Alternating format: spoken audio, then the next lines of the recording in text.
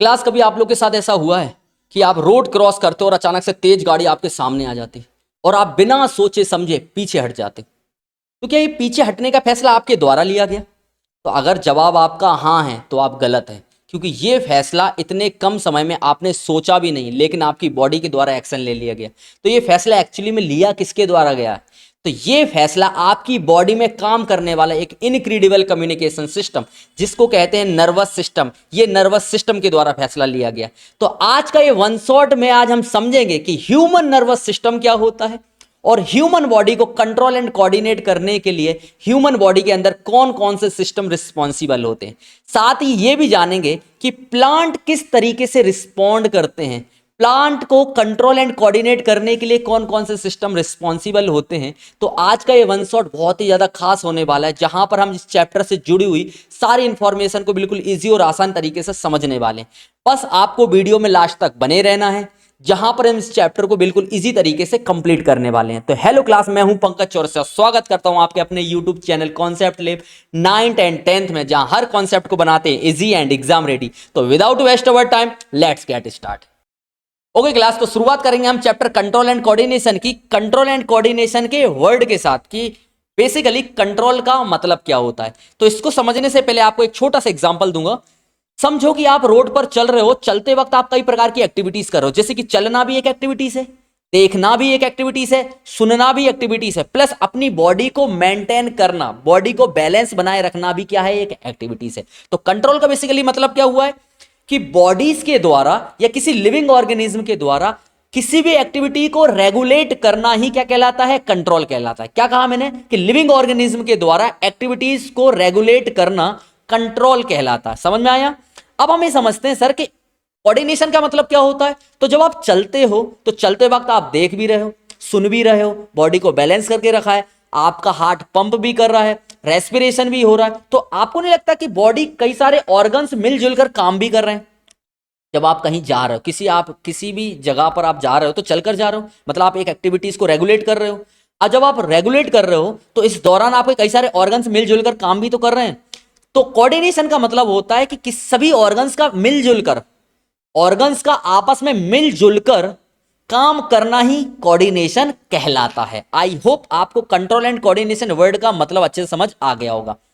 Definition बाकायदा सब चीज की लिखी हुई है, तो आप यहां पर लिख सकते हैं। मैं आप हर एक डेफिनेशन को बिल्कुल इजी तरीके से क्या कर रहा हूं, आपके लिए एक्सप्लेन कर रहा हूं, ताकि आप चीजों को अच्छे से समझ पाएं, तब जाके आप चीजों को अच्छे से याद भी कर पाएंगे, प्लस आप अपने हिसाब से अपने मन से भी इस चीज को क्या कर पाएंगे, लिख पाएंगे। चलिए अब शुरुआत करते हैं हम चैप्टर के अंदर स्टिमुलस से, कि बेसिकली स्टिमुलस का क्या मतलब होता है। तो स्टिमुलस का क्या मतलब होता है, सुनना ध्यानपूर्वक, कि एनवायरमेंट में मौजूद हर वो चीज, क्या कहा मैंने, एनवायरमेंट में मौजूद हर चीज जिसकी वजह से किसी लिविंग ऑर्गेनिज्म के अंदर रिस्पॉन्स पैदा हो रहा है। क्या हो रहा है, रिस्पॉन्स पैदा हो रहा है। तो उस हर चीज को मैं क्या कहूंगा, स्टिमुलस कहूंगा। एग्जांपल समझो, ठंड का वक्त आया, ठंड के वक्त आप देखते कि पूरा एनवायरमेंट कैसा हो जाता है, कोल्ड हो जाता। अब उस वजह से आपके बॉडी के अंदर क्या चेंजेस आता है, आपके बॉडी के अंदर आपको ठंड लगने लगती है। अभी ठंड लगना बेसिकली क्या है, एक रिस्पॉन्स है, और ये रिस्पॉन्स किस वजह से पैदा हुआ है, वेदर के, क्लाइमेट के कोल्ड होने की वजह से। तो जो कोल्ड वेदर है ये आपके लिए स्टिमुलस है, और आपने के अंदर जो बदलाव हो रहा है, जो रिएक्शन हो रही है, उस रिएक्शन को हमने क्या बोला, एक रिस्पॉन्स बोला है। एक और एग्जांपल लो, कभी आपके साथ ऐसा हुआ है कि आपने किसी गर्म चीज को छू लिया है, किसी हॉट ऑब्जेक्ट को आपने टच करो, आपने फटाक से हाथ पीछे ले लिया है, ऐसा हुआ है? तो वो जो हॉट ऑब्जेक्ट था ना, वो आपके लिए क्या है, स्टिमुलस, क्योंकि उसकी वजह से आपके अंदर क्या हुआ, एक इम्पैक्ट पड़ा, मतलब आपका हाथ जलने लगा। तो वो जलना बेसिकली क्या कहलाएगा, आपके लिए एक रिस्पॉन्स है। और वो किस वजह से जल रहा था, उस हॉट मैटर को या किसी हॉट ऑब्जेक्ट को टच करने की वजह से। तो वो हॉट ऑब्जेक्ट आपके लिए है स्टिमुलस, और आपका हाथ पीछे लेना बेसिकली आपके लिए क्या है, एक रिस्पॉन्स है। एक और एग्जांपल लो, अभी करंट लगाया आप लोगों के लिए, करंट यदि लगाया तो करंट बेसिकली आपके लिए क्या है, एक स्टिमुलस है, क्योंकि उस करंट लगने की वजह से आपके बॉडी में कुछ चेंजेस आए, आपके लिए कुछ मतलब किसी प्रकार का एक इंपैक्ट पड़ा, बॉडी के अंदर कुछ चेंजेस आए। अब वो चेंज किस वजह से आ पा रहा था, करंट लगने की वजह से। तो वो जो चेंज आया बॉडी के अंदर, जो रिस्पॉन्स पैदा हुआ, वो आपके लिए था एक रिस्पॉन्स। और वो रिस्पॉन्स किस वजह से पैदा हुआ, उस करंट की वजह से, एक इलेक्ट्रिक शॉक की वजह से। तो वो इलेक्ट्रिक शॉक आपके लिए क्या कहलाएगा, स्टिमुलस कहलाएगा। तो मैंने कुल मिला के मैं आपसे क्या बोल रहा हूं कि एनवायरमेंट में मौजूद कोई भी चीज, चाहे वो इंटरनल हो या एक्सटर्नल एनवायरमेंट हो, इंटरनल या एक्सटर्नल एनवायरमेंट में मौजूद हर वो चीज जिसकी वजह से किसी लिविंग ऑर्गेनिज्म के अंदर रिस्पॉन्स पैदा होता, तो उस हर चीज को मैं क्या कहूंगा, स्टिमुलस कहूंगा। लेकिन अब समझ में आता सर कि रिस्पॉन्स क्या होता है, अभी तक बहुत सारे बच्चों के दिमाग में रिस्पॉन्स क्लियर नहीं होगा। तो रिस्पॉन्स का बेसिकली मतलब होता है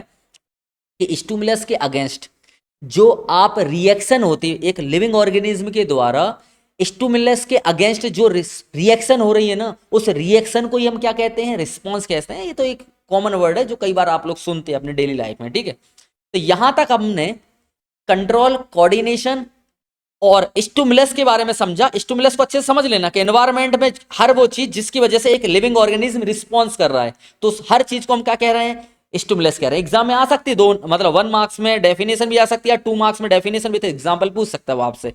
लेकिन अब क्वेश्चन आता है कि सर कंट्रोल एंड कोऑर्डिनेशन की आवश्यकता क्यों पड़ती है, हमें कंट्रोल एंड कोऑर्डिनेशन की आवश्यकता क्यों पड़ी है। तो कई सारे कारण है, जैसे कि एनवायरनमेंट में यदि कोई भी चेंजेस आता है तो बॉडी क्या करती है, उसके अगेंस्ट रिस्पॉन्स करती है। मतलब यदि स्टिमुलस के अगेंस्ट रिस्पॉन्स करना है तो कंट्रोल एंड कोऑर्डिनेशन की क्या पड़ती है, जरूरत पड़ती है। सेकंड चीज आपको जरूर समझना है कि यदि जब कुछ डेंजर्स आता है तो डेंजर्स के समय में प्रोटेक्ट करने के लिए भी किसकी जरूरत पड़ती है, कंट्रोल एंड कोऑर्डिनेशन की। जस्ट मैंने अभी आपको बताया, जैसे शॉक लगना, इलेक्ट्रिक शॉक लगना, तो उस समय अगर आप यदि आपका कोऑर्डिनेशन नहीं होता, अगर ऑर्गन्स का आपस में इंटरकनेक्ट नहीं होता, तो आप हाथ कैसे पीछे करते हैं, किसी एक्टिविटीज को आप कैसे कंट्रोल कर पाते। तो डेंजर सिचुएशन के समय अपने आप को प्रोटेक्ट करना भी, इसके लिए भी कंट्रोल एंड कोऑर्डिनेशन की आवश्यकता पड़ती है। प्लस बॉडी के अंदर, इनसाइड बॉडी के अंदर मेंटेन करने के लिए भी कंट्रोल एंड कोऑर्डिनेशन की आवश्यकता पड़ती है। प्लस बॉडी के कई सारे फंक्शन को स्मूथली वर्क करने के लिए भी कंट्रोल एंड कोऑर्डिनेशन की आवश्यकता पड़ती है। प्लस बॉडी को ग्रोथ करने में और रिप्रोडक्शन करने में भी कंट्रोल एंड कोऑर्डिनेशन का बहुत बड़ा रोल प्ले होता है। समझ में आया कि नहीं आया। चलिए अब हम ये समझते हैं कि हमारे बॉडी के अंदर कंट्रोल एंड कोऑर्डिनेशन किस प्रकार से होता है, बेसिकली कौन कौन से दो सिस्टम काम करते हैं। तो यहां पर हम शुरुआत करने वाले हैं ह्यूमन नर्वस सिस्टम के बारे में। तो बॉडी के अंदर ना कंट्रोल एंड कोऑर्डिनेट करने के लिए ना दो सिस्टम काम करते हैं, एक होता है नर्वस सिस्टम और दूसरा होता है एंडोक्राइन सिस्टम। हम बारी बारी से समझेंगे, पहले हम समझेंगे नर्वस सिस्टम के बारे में, फिर हम समझेंगे एंडोक्राइन सिस्टम के बारे में। तो अब सबसे पहले हम ये समझते हैं कि नर्वस सिस्टम क्या होता है। तो यहाँ पे 3-4 पॉइंट दे रखे, पहले इसको समझ लो, इसका मतलब समझ लें कि नर्वस सिस्टम कैसा होता है। एक तो ये फास्ट रिस्पॉन्स के लिए ये नर्वस सिस्टम काफी कंट्रोल एंड कोऑर्डिनेट करने के लिए, यदि आप फास्ट रिस्पॉन्स चाहते हैं तो इसके लिए नर्वस सिस्टम बहुत अच्छा होता है। अच्छा क्या होता है भाई, बॉडी के अंदर ही होता है। तो नर्वस सिस्टम क्या है, ये फास्ट रिस्पॉन्स करता है। ये फास्ट रिस्पॉन्स किस वजह से कर पाता है, इलेक्ट्रिकल इंपल्स की वजह से। हम सारी चीजों को सब कुछ समझने वाले हैं, सिर्फ मैं अभी अब तो एक छोटा सा इंट्रोडक्शन दे रहा हूं नर्वस सिस्टम के बारे में, कि फास्ट रिस्पॉन्स के लिए इलेक्ट्रिकल इंपल्स की हेल्प से फास्ट रिस्पॉन्स हो पाता है, और इमीडिएटली एक्शन के लिए, और इफेक्ट शॉर्ट टाइम के लिए भी, इफेक्ट अगर आता है तो शॉर्ट टाइम के इफेक्ट के लिए नर्वस सिस्टम क्या होता है, कैपेबल होता है। चलिए अभी आपको कुछ समझ में नहीं आया, मैं चाहता हूं कुछ समझ में आना भी नहीं चाहिए। चलिए हम, क्योंकि जब हम बारी बारी से सारी चीजें आज क्लियर करेंगे ना, जब आपको बहुत अच्छे से चीजें क्लियर हो जाएंगी। सबसे पहले हम समझते हैं function of nervous system. Nervous system का बेसिकली काम क्या होता है।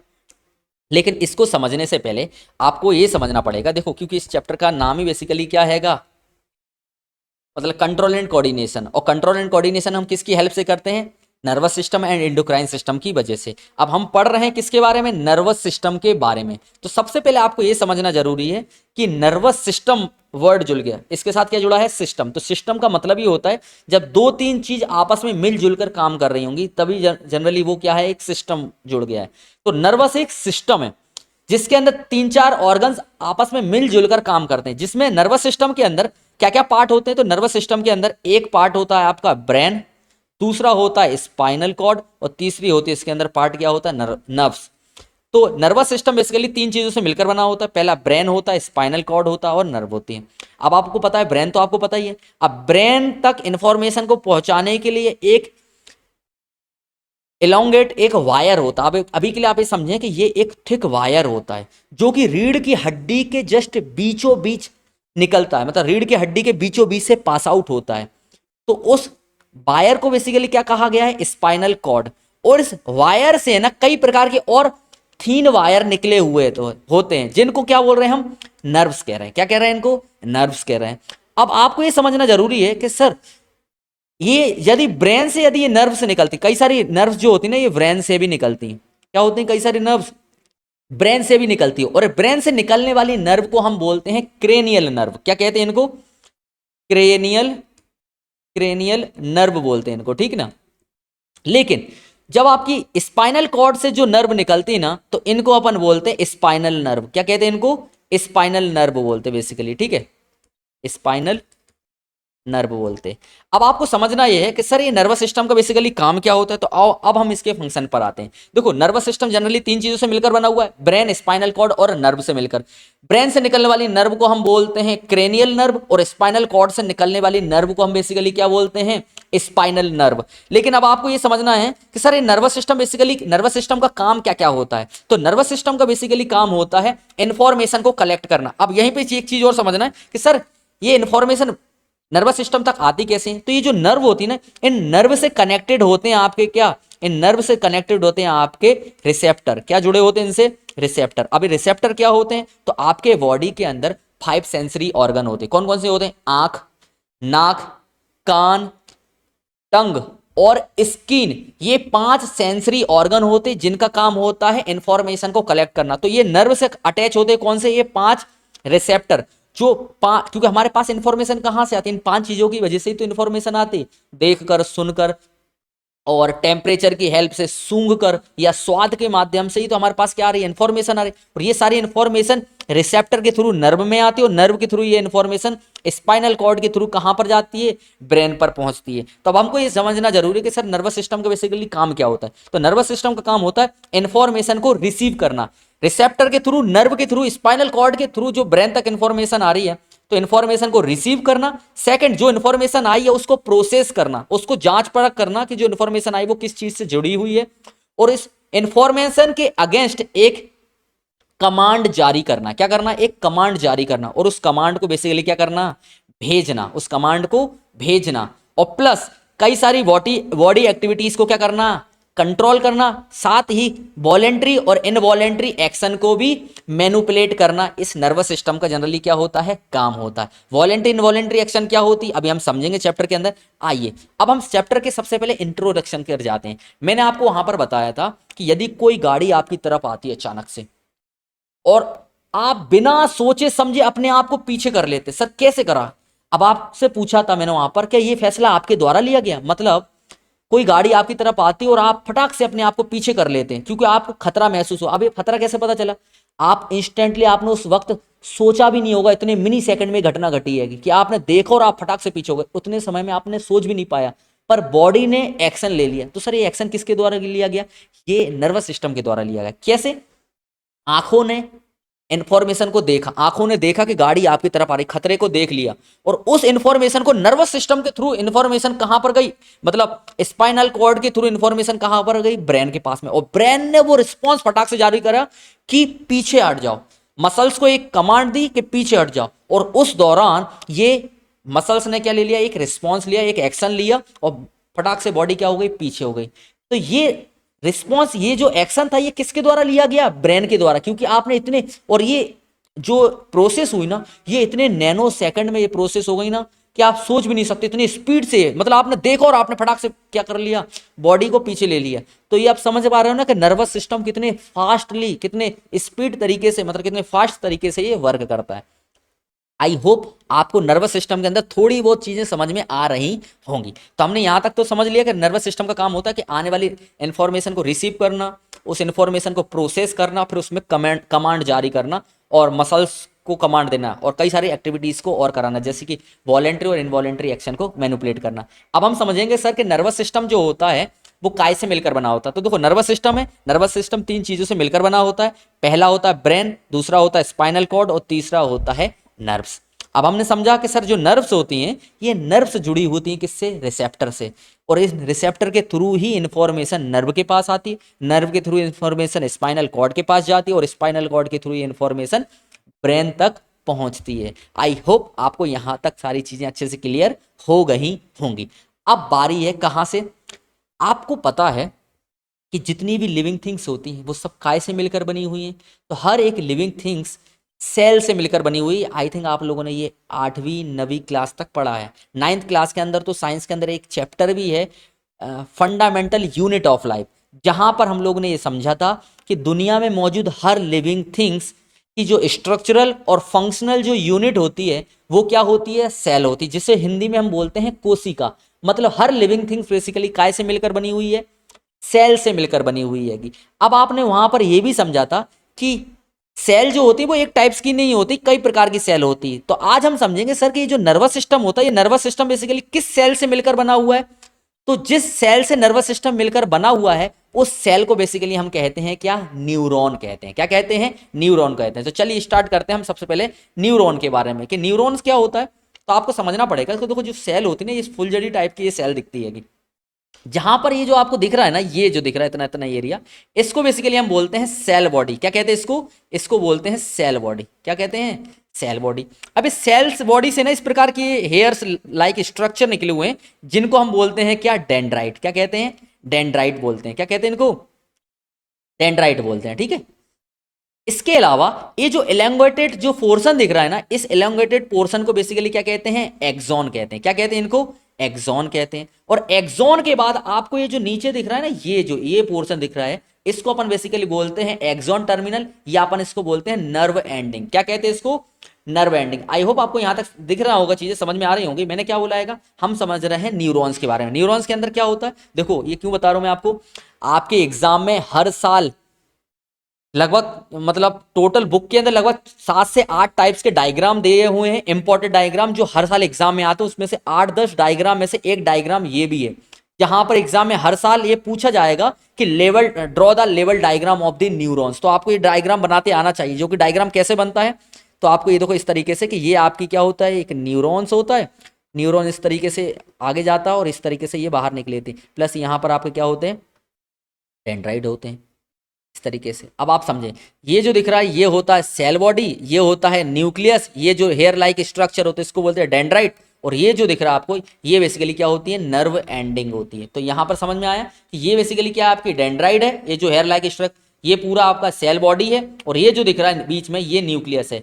प्लस न्यूक्लियस के बाद ये जो पूरा एलोंगेटेड पोर्शन जो लॉन्ग पोर्शन दिख रहा है, इसके अंदर इसको अपन बोलते हैं एक्सॉन। और एक्सॉन के बाद में जो आखिरी का जो एंड पोर्शन दिख रहा है, इसको अपन क्या बोलते हैं, एक्सॉन टर्मिनल, या इसी को अपन बोलते हैं क्या, इसको बोलते हैं नर्व एंडिंग। क्या कहते हैं इसको, नर्व एंडिंग कहते हैं। तो न्यूरॉन्स क्या है, neurons is the structural and functional unit of the nervous system, है ना। नर्वस सिस्टम की स्ट्रक्चर एंड फंक्शनल यूनिट कहलाती है। अब इसका काम बेसिकली क्या होता है, तो आप समझे, देखो सेल है तो सेल पे ही बेसिकली अपना क्या हो रहा है, काम हो रहा है। तो यहाँ पे एक एक करके चीजें समझे। जैसे कि दे रखा है आपको डेंड्राइट, डेंड्राइट का काम क्या होता है, इम्पल्स को रिसीव करना। अभी इम्पल्स क्या होता है अब आप समझते हैं। देखो आप लोगों ने एक चीज नोटिस करी है कि सर कोई गाड़ी रोड पर हम जब चल रहे थे, मैंने फर्स्ट एग्जाम्पल से समझ रहे हैं, रोड पर जब आप चलते हो तो सामने से अचानक से एक गाड़ी आपके सामने आ जाती है, और आप गाड़ी को देखते हैं और देखते ही अपने आप को क्या कर लेते, पीछे कर लेते।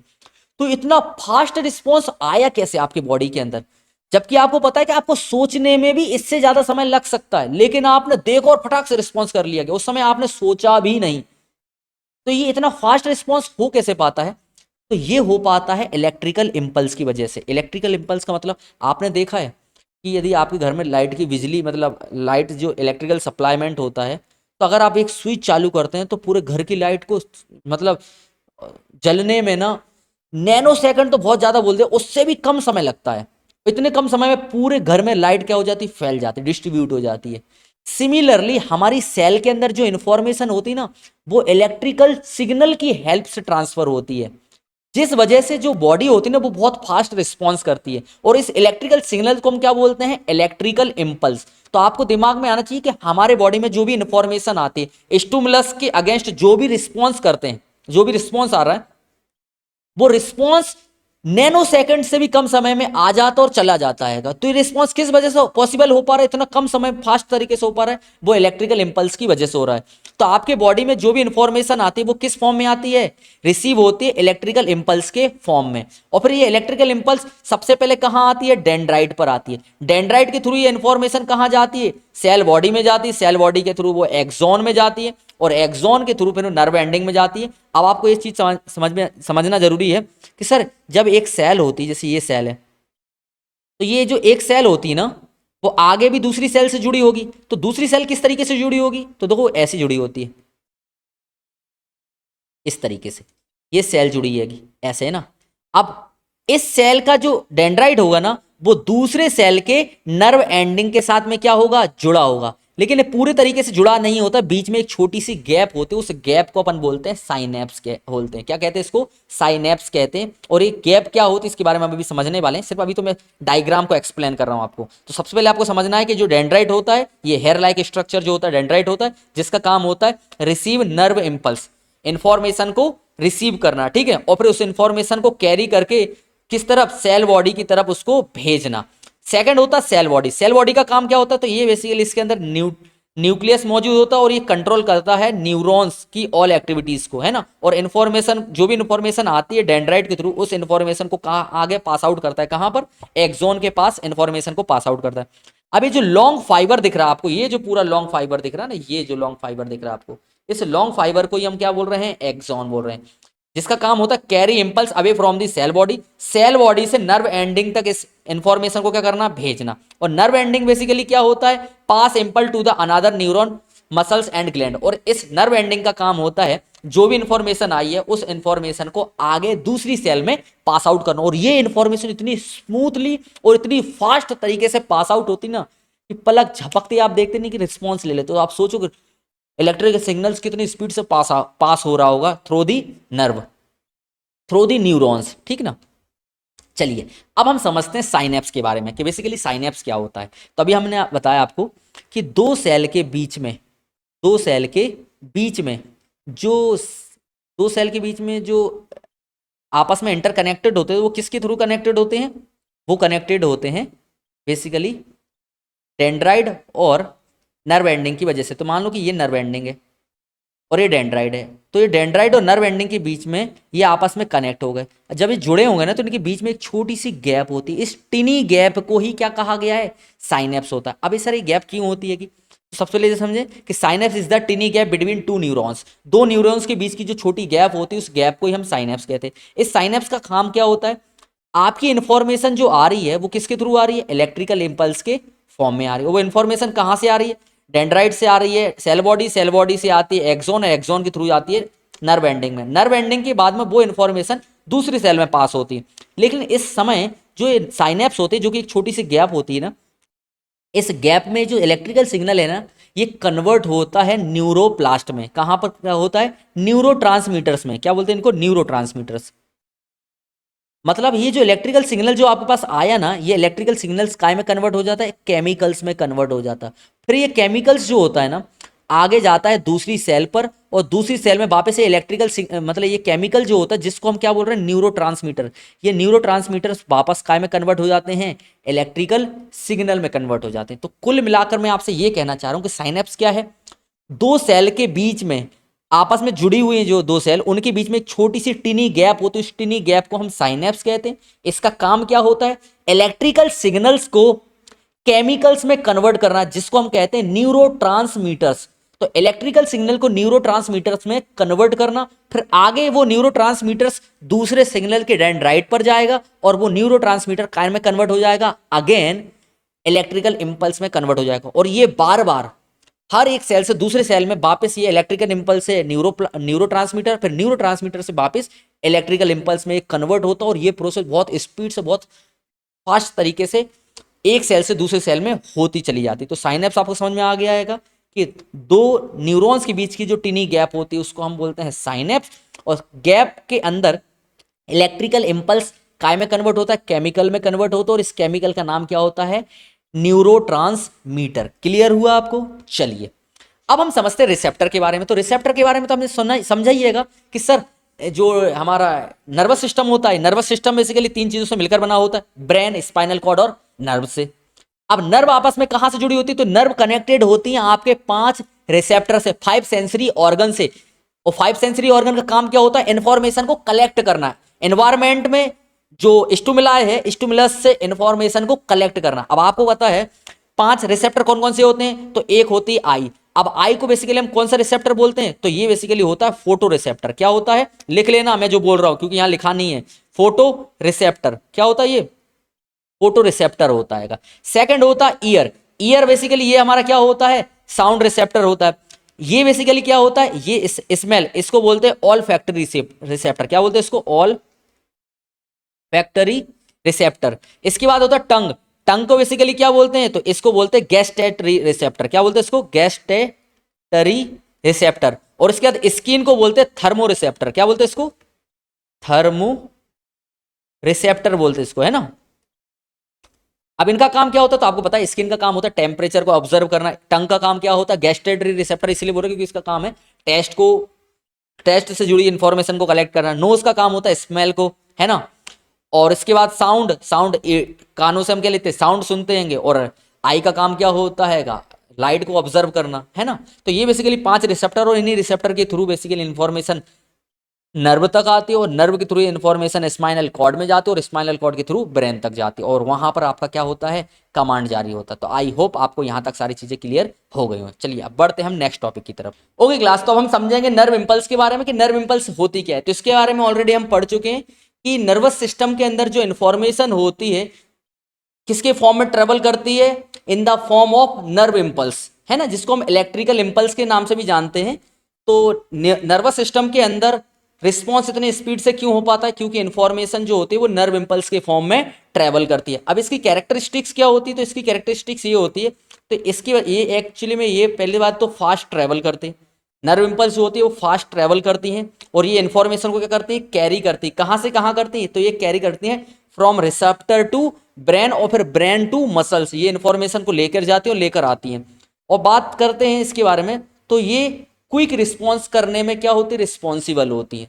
तो नर्व इंपल्स, एक तो ये इलेक्ट्रिकल इंपल्स होते हैं, इलेक्ट्रिकल सिग्नल्स होता है जो कि बहुत फास्ट ट्रेवल करता है इन द नर्वस सिस्टम, और ये बहुत ही ज्यादा फास्ट ट्रेवल करता है, प्लस ये इंफॉर्मेशन को कैरी करता है in the form of electrical signals, and ये क्विक रिस्पॉन्स करने में क्या होता है? रिस्पॉन्सिबल होता है। ठीक है, अब हम समझते हैं कि सर टाइप ऑफ न्यूरॉन्स कितने, मतलब टाइप ऑफ न्यूरॉन्स। तो न्यूरॉन जनरली 3 टाइप्स के होते हैं। पहला होता है सेंसरी न्यूरॉन्स। सेंसरी न्यूरॉन्स किसे कहते हैं? तो रिसेप्टर से ब्रेन तक इंफॉर्मेशन ले जाने के लिए जो न्यूरॉन्स काम मतलब हेल्पफुल होते हैं या रिस्पॉन्सिबल होते हैं, उसे हम कहते हैं सेंसरी न्यूरॉन्स, है ना। और फिर ब्रेन उस इंफॉर्मेशन को प्रोसेस करके जो इंफॉर्मेशन भेजता है कहां पर? मसल्स तक। तो वो इंफॉर्मेशन किस न्यूरॉन्स के थ्रू आती है? उसे हम कहते हैं मोटर न्यूरॉन्स। क्या कहा मैंने? इंफॉर्मेशन को ब्रेन तक ले जाने के लिए जो न्यूरॉन्स रिस्पॉन्सिबल होते हैं उसे कहते हैं सेंसरी न्यूरॉन्स, और ब्रेन से मसल्स तक जो इंफॉर्मेशन लेकर आते हैं, जो कमांड लेकर आते हैं, और उस न्यूरॉन्स को हम बोलते हैं मोटर न्यूरॉन्स। और सेंसरी और मोटर न्यूरॉन्स को आपस में जोड़ने का जो काम करते हैं उसे हम बोलते हैं रिले न्यूरॉन्स। आई होप आपको यहां तक चीजें समझ में आ गई होंगी। अब हम समझेंगे ह्यूमन ब्रेन के बारे में, जो कि यहां तक अभी हम लोग नर्वस सिस्टम से जुड़ी हुई इंफॉर्मेशन के बारे में समझ चुके हैं। अब बारी है नर्वस सिस्टम के 1 बाय 1 पार्ट्स के बारे में एक्सप्लेन करने की। तो अब यहाँ पे हम ह्यूमन ब्रेन के बारे में स्टार्ट करने वाले हैं, लेकिन इससे पहले ना आपको स्क्रीन पर ना यहाँ पर ये एरिया हाइड हो रहा होगा ना, क्योंकि मेरी वजह से, तो मैं यहाँ से हट रहा हूँ, तो आप इसका स्क्रीनशॉट ले लीजिएगा, है ना। ठीक है, अब दिख रहा है? चलिए, आपने स्क्रीनशॉट ले लिया होगा, है ना। मैं हट गया थोड़ा सा स्क्रीन से, तो आपको यहाँ पे फंक्शन दिख रहे होंगे प्रॉपरली ना, क्योंकि मैं बारी बारी से सारी चीजें आप एक्सप्लेन करूंगा ना। तो ह्यूमन ब्रेन क्या होता है? तो human brain is the centre of the nervous system, जिसका काम होता है इंफॉर्मेशन को क्या करना? इंफॉर्मेशन को रिसीव करना।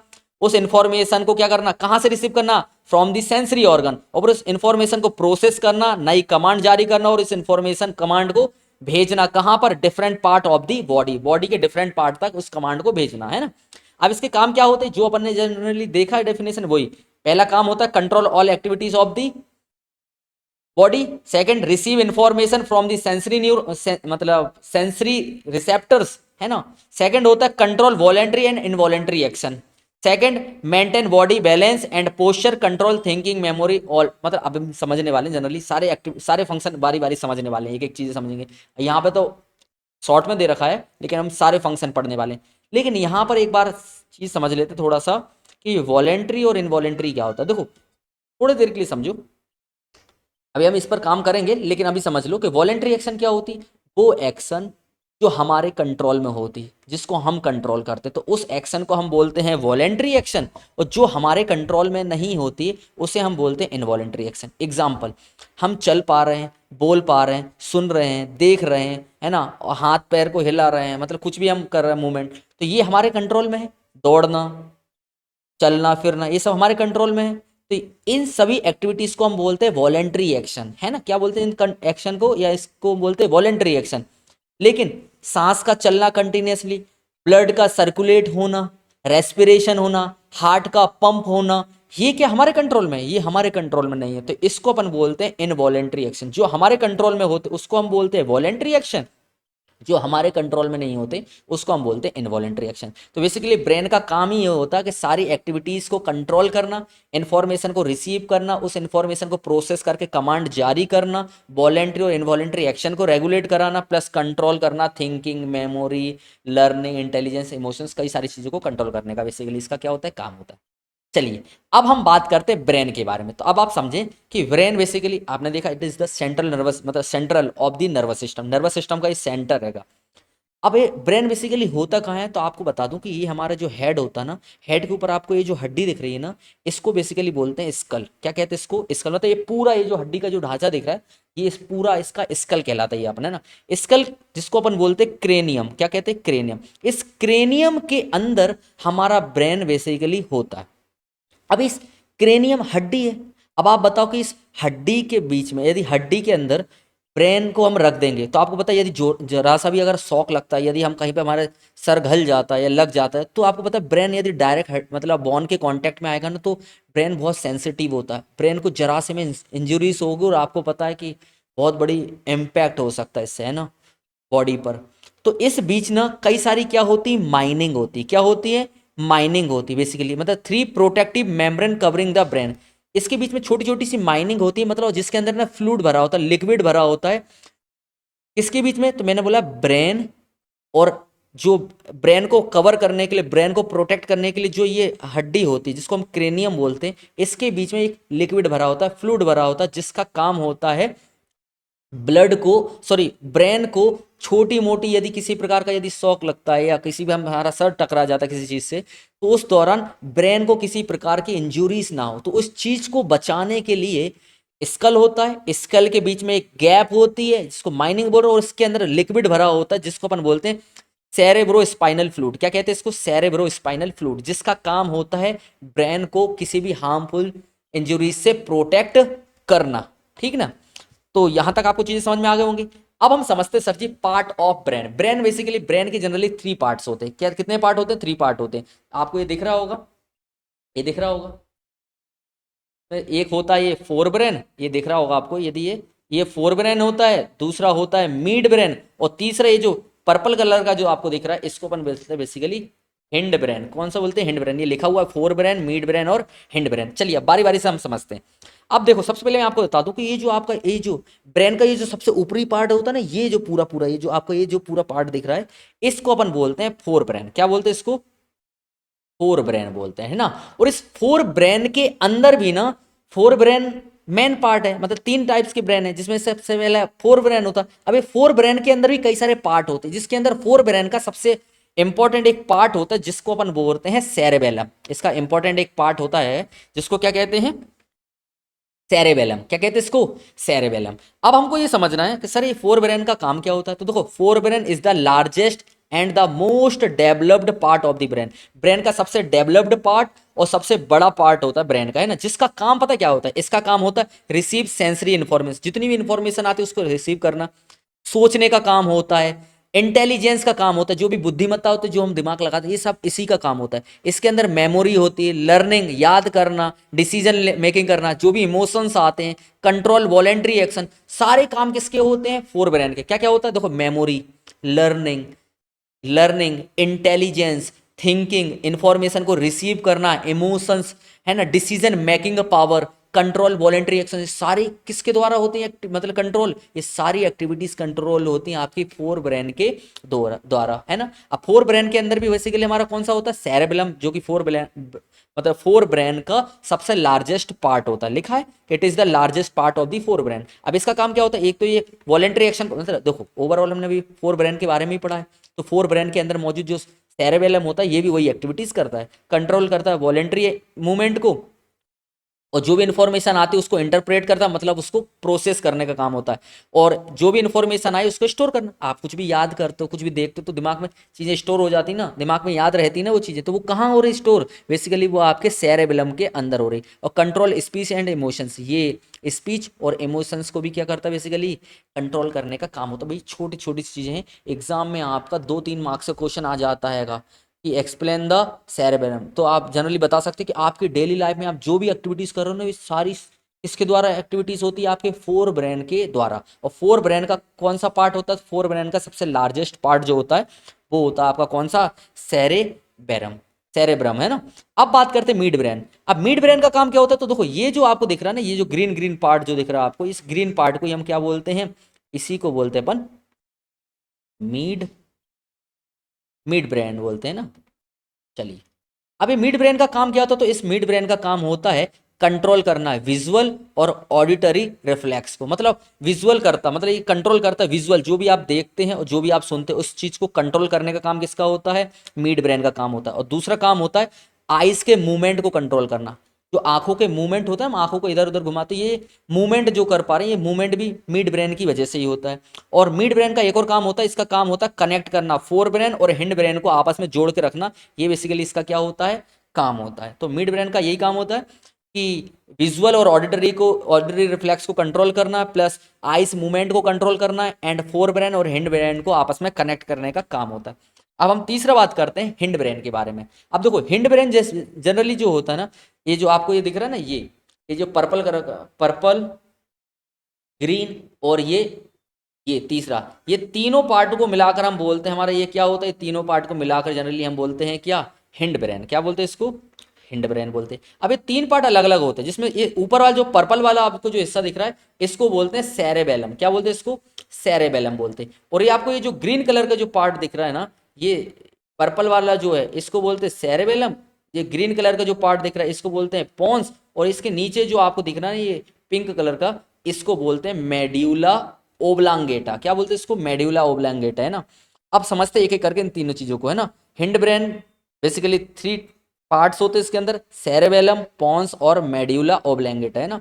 सेरेबेलम का काम क्या होता है? तो इसका काम होता है मेंटेन बॉडी बैलेंस। देखो एक ही काम याद रखना, एग्जाम में पूछा जा सकता है, आपसे फंक्शन पूछ लेगा कि सेरेबेलम का काम क्या होता है? तो बॉडी को बैलेंस रखने का काम होता है किसका? सेरेबेलम का। आप जो चल पा रहे हो ना, आपकी बॉडी देखो, बचपन में आपने देखा, बचपन में जब बच्चा पैदा होता है कुछ समय बाद वो चलना सीखता है, मतलब चलना नहीं, मतलब कुछ समय बाद थोड़े उम्र होती है जिस समय उसके मतलब वो खड़े होने की कोशिश करता है लेकिन गिर जाता है। क्यों गिर जाता है? मतलब बच्चा उठता है फिर गिरता है, फिर उठता है फिर गिरता है, मतलब प्रॉपर तरीके से चल नहीं पाता। क्यों नहीं चल पाता? क्योंकि उसका ना सेरेबेलम जो पार्ट होता है ना, ये डेवलप नहीं होता है। इसका काम क्या होता है? तो सेरेबेलम का काम ही होता है बॉडी को बैलेंस रखना। आप चल क्यों पा रहे हैं? चल इसीलिए पा रहे हैं क्योंकि आपका सेरेबेलम पार्ट जो है ना वो डेवलप है, जिस वजह से आपकी बॉडी पर क्या है? आपका मतलब बॉडी बैलेंस है। और आपने देखा होगा जितने भी ड्रिंकर होते हैं, मतलब जो ड्रिंक करते हैं, बेसिकली जब ड्रिंक करते हैं ना तो उनका सेरेबेलम पर अटैक होता है ना। जो एल्कोहल होता है वो सेरेबेलम पर अटैक करता है, जिस वजह से वो क्या होता है? उनका बैलेंस बिगड़ जाता है, जिस वजह से वो ढंग से चल नहीं पाते। क्यों नहीं चल पाते? क्योंकि उनका सेरेबेलम पर इम्पैक्ट पड़ता है अल्कोहल का, जिस वजह से उनका बैलेंस बिगड़ जाता है। तो बैलेंस याद रखना कि सेरेबेलम का काम होता है बैलेंस रखना। देखो शब्द से कंफ्यूज मत होना। फोर ब्रेन का सबसे लार्जेस्ट पार्ट होता है वो होता है सेरेब्रम। क्या होता है? सेरेब्रम। और हिंड ब्रेन के अंदर जो बैलेंस रखने का काम होता है वो होता है सेरेबेलम। तो बी से बैलेंस, बी से बेलम, सेरेबेलम, और वो होता है सेरेब्रम, ठीक है। दूसरा होता है पॉन्स। पॉन्स के अंदर याद रखना का पॉन्स का एक ही काम याद रखना कि ये करता है आपको ब्रीथिंग को कंट्रोल करना। जो आप रेस्पिरेशन करते हैं ना, उस रेस्पिरेशन को कंट्रोल करने का काम किसका होता है? पॉन्स का। पॉन्स का काम होता है ब्रीथिंग को कंट्रोल करना, ठीक ना। और इसके बाद मेडुला का काम क्या होता है? मेडुला का काम होता है इनवॉलेंट्री एक्शन को कंट्रोल करना। जितनी भी आपकी इनवॉलेंट्री एक्शन होती है, इस इनवॉलेंट्री एक्शन को कंट्रोल करना। मैंने बता चुका हूं इनवॉलेंट्री एक्शन क्या होती है। वो एक्शन बॉडी के द्वारा जो हमारे नियंत्रण में नहीं, जो हमारे कंट्रोल में नहीं है, जैसे कि हार्ट बीट क्या आपके कंट्रोल में है? ब्रीथिंग आपके कंट्रोल में है क्या? Blood pressure, swelling, vomiting, sneeze, coughing, ये सब हमारे कंट्रोल में नहीं है। ये बेसिकली ब्रेन कंट्रोल करता। और बेसिकली अच्छी बात भी कि ब्रेन कंट्रोल करता है इन सब चीज़ों को। अदरवाइज आपको पता है कि आप 2-2 रुपए के, भैया माता पिता अगर आपको 2 रुपए नहीं देते तो आप बोल देंगे मैं अपना हार्ट बीट रोक लूँ भैया, है ना, दिल रोक दूंगा, है ना। समझ में आ रहा कि नहीं आ रहा? तो अच्छी बात है, भगवान ने आपको ये चीज़ कंट्रोल में दी भी नहीं और होना भी नहीं चाहिए थी हमारे कंट्रोल में, ठीक ना।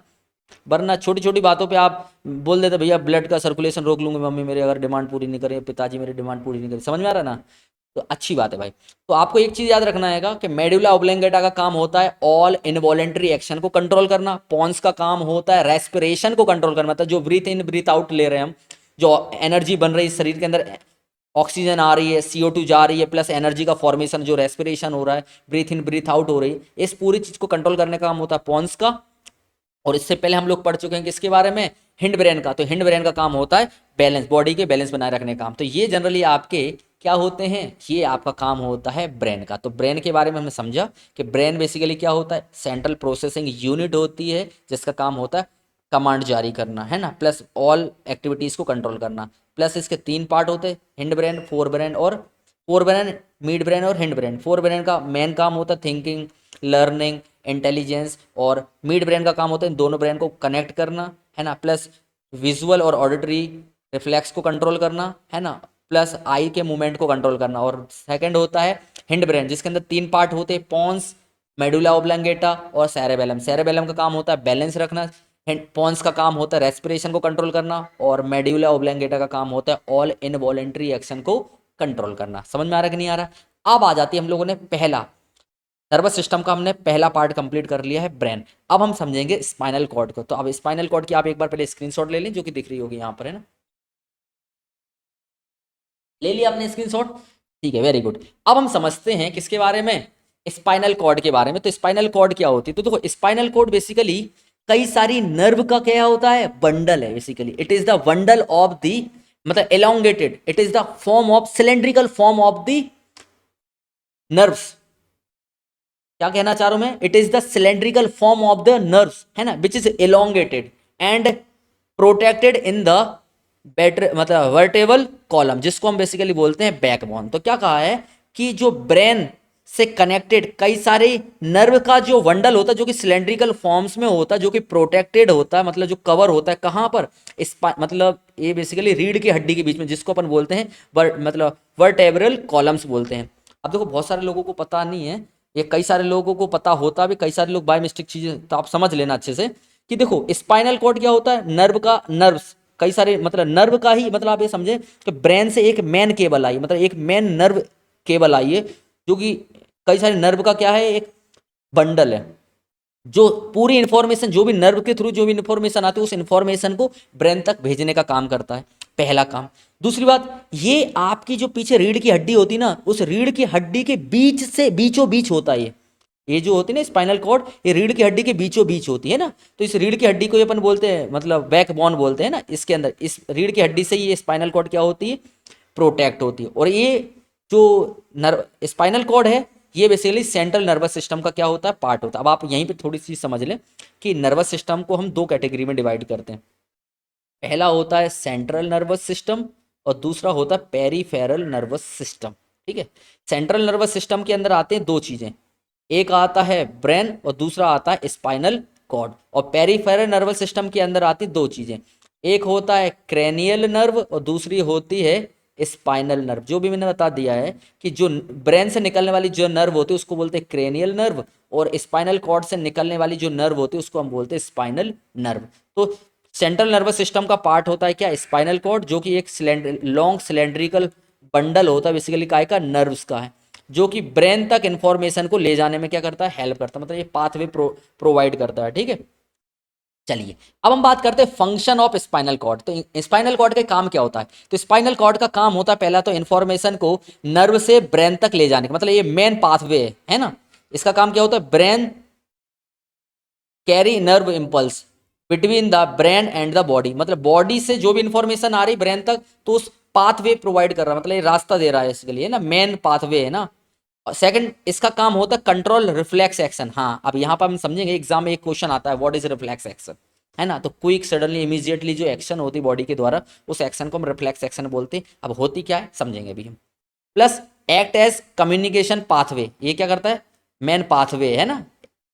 तो आपको याद रखना कि स्पाइनल कॉर्ड के बारे में कि ये इंफॉर्मेशन को कैरी करता है और कंट्रोल करता है क्या, रिफ्लेक्स एक्शन। बस आपको 2 इंपॉर्टेंट वर्क इसके याद रखना है। ठीक है, चलिए अब क्वेश्चन आता है सर रिफ्लेक्स एक्शन क्या होता है, एग्जाम में कई बार पूछा गया है रिफ्लेक्स एक्शन क्या होता है। चलो मैं इसको आपको एक एग्जांपल से दिखाता हूँ, जो कि एग्जांपल सामने आपको दिख रहा होगा।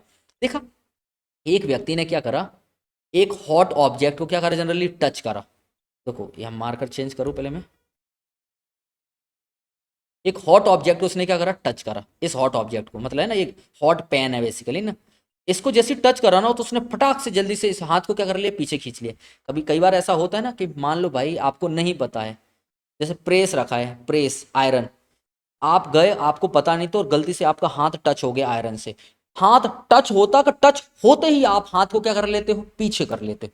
तो आपने इस समय जो एक्शन लिया है ना, इस एक्शन को हम बोलते हैं रिफ्लेक्स एक्शन। सर समझ में नहीं आया, कोई बात नहीं, समझो अच्छे से समझना मैंने क्या बोला। ये मैं सिर्फ एक एग्जाम्पल ले रहा हूँ, ऐसे कई सारे इंसिडेंट होते हैं आपके रियल लाइफ में, है ना।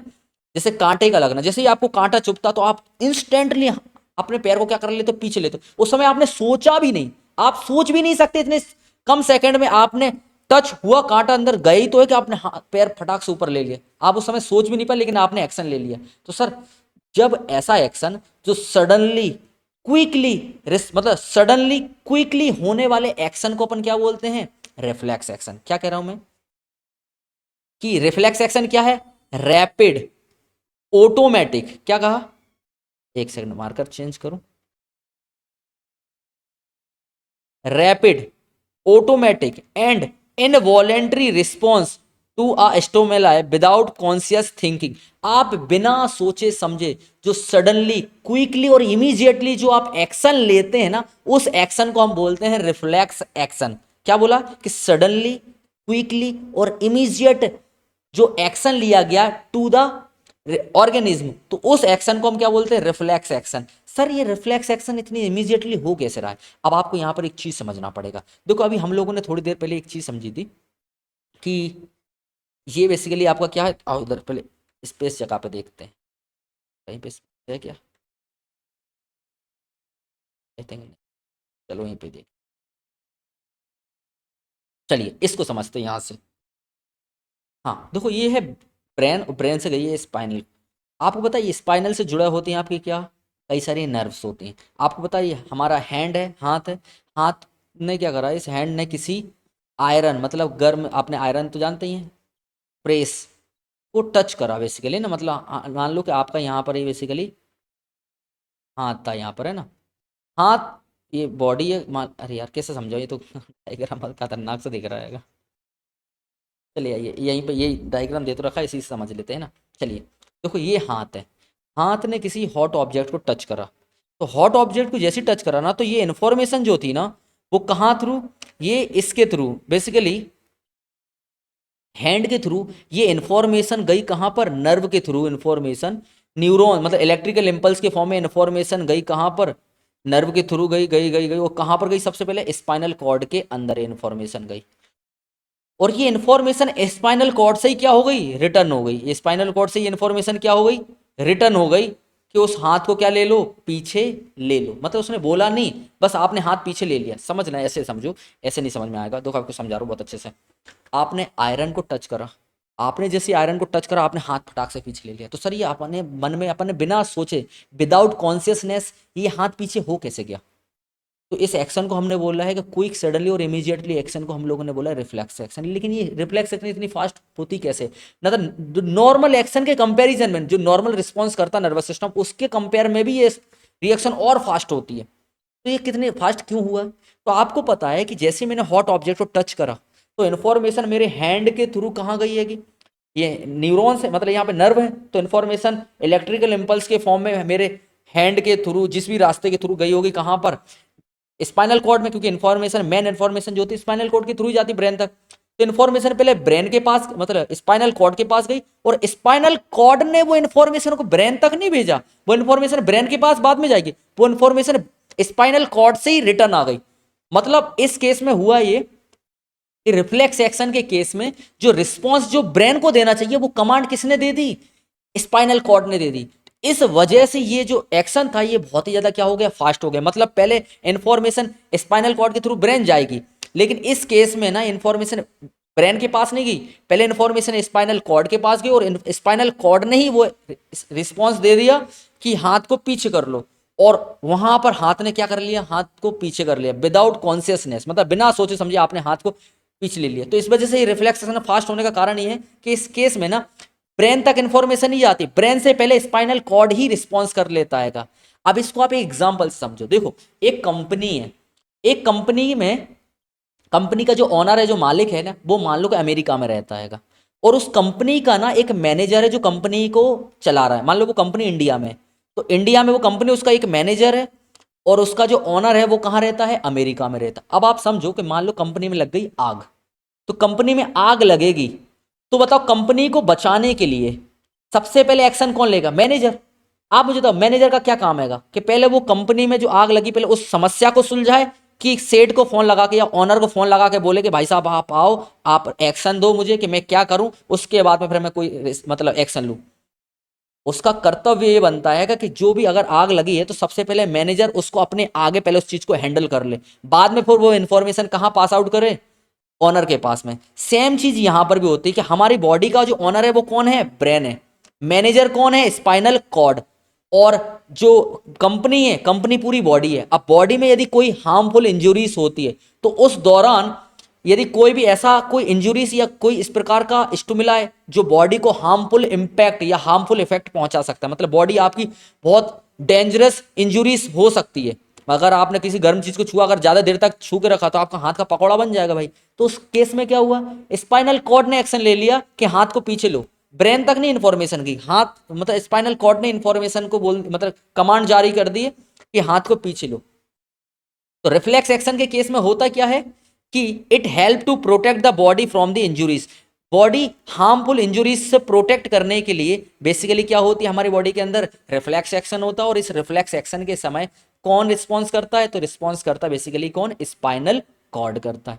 अब आपको बताऊं कि सर रिफ्लेक्स आर्क क्या होता है, तो इंफॉर्मेशन जिस रास्ते से गई थी, है ना, इंफॉर्मेशन जिस रास्ते से गई थी और जिस रास्ते से आई है, तो ये जो पूरा कंप्लीट पाथ होता ना, मतलब क्या लिखा है, reflex arc is the path follow by the nerve impulse during the reflex action. Reflex action के समय इंफॉर्मेशन जिस रास्ते से गई थी और जिस रास्ते से आई है, इस पूरे पाथ वे को हम क्या बोलते हैं, रिफ्लेक्स आर्क कहते हैं। क्या बोलते हैं, रिफ्लेक्स आर्क। तो रिफ्लेक्स आर्क बेसिकली क्या है, total path of the reflex action, है ना, ड्यूरिंग द रिफ्लेक्स एक्शन जो भी टोटल पाथ फॉलो किया गया टू द नर्व इम्पल्स, तो इलेक्ट्रिकल इम्पल्स या नर्व इम्पल्स के द्वारा जो टोटल पाथ फॉलो किया गया ड्यूरिंग द रिफ्लेक्स एक्शन, उस रास्ते को हम क्या बोलते हैं, रिफ्लेक्स आर्क। आई होप आपको यहां तक चीज समझ में आई होगी। अब देखो रिफ्लेक्स एक्शन के कई सारे एग्जांपल हैं, जैसे कि pulling the hand away from the hot object, जब भी आप किसी हॉट ऑब्जेक्ट को छूते हो तो अपना हाथ क्या कर लेते हो, पीछे ले लेते हो, तो वो बेसिकली क्या एक रिफ्लेक्स एक्शन है।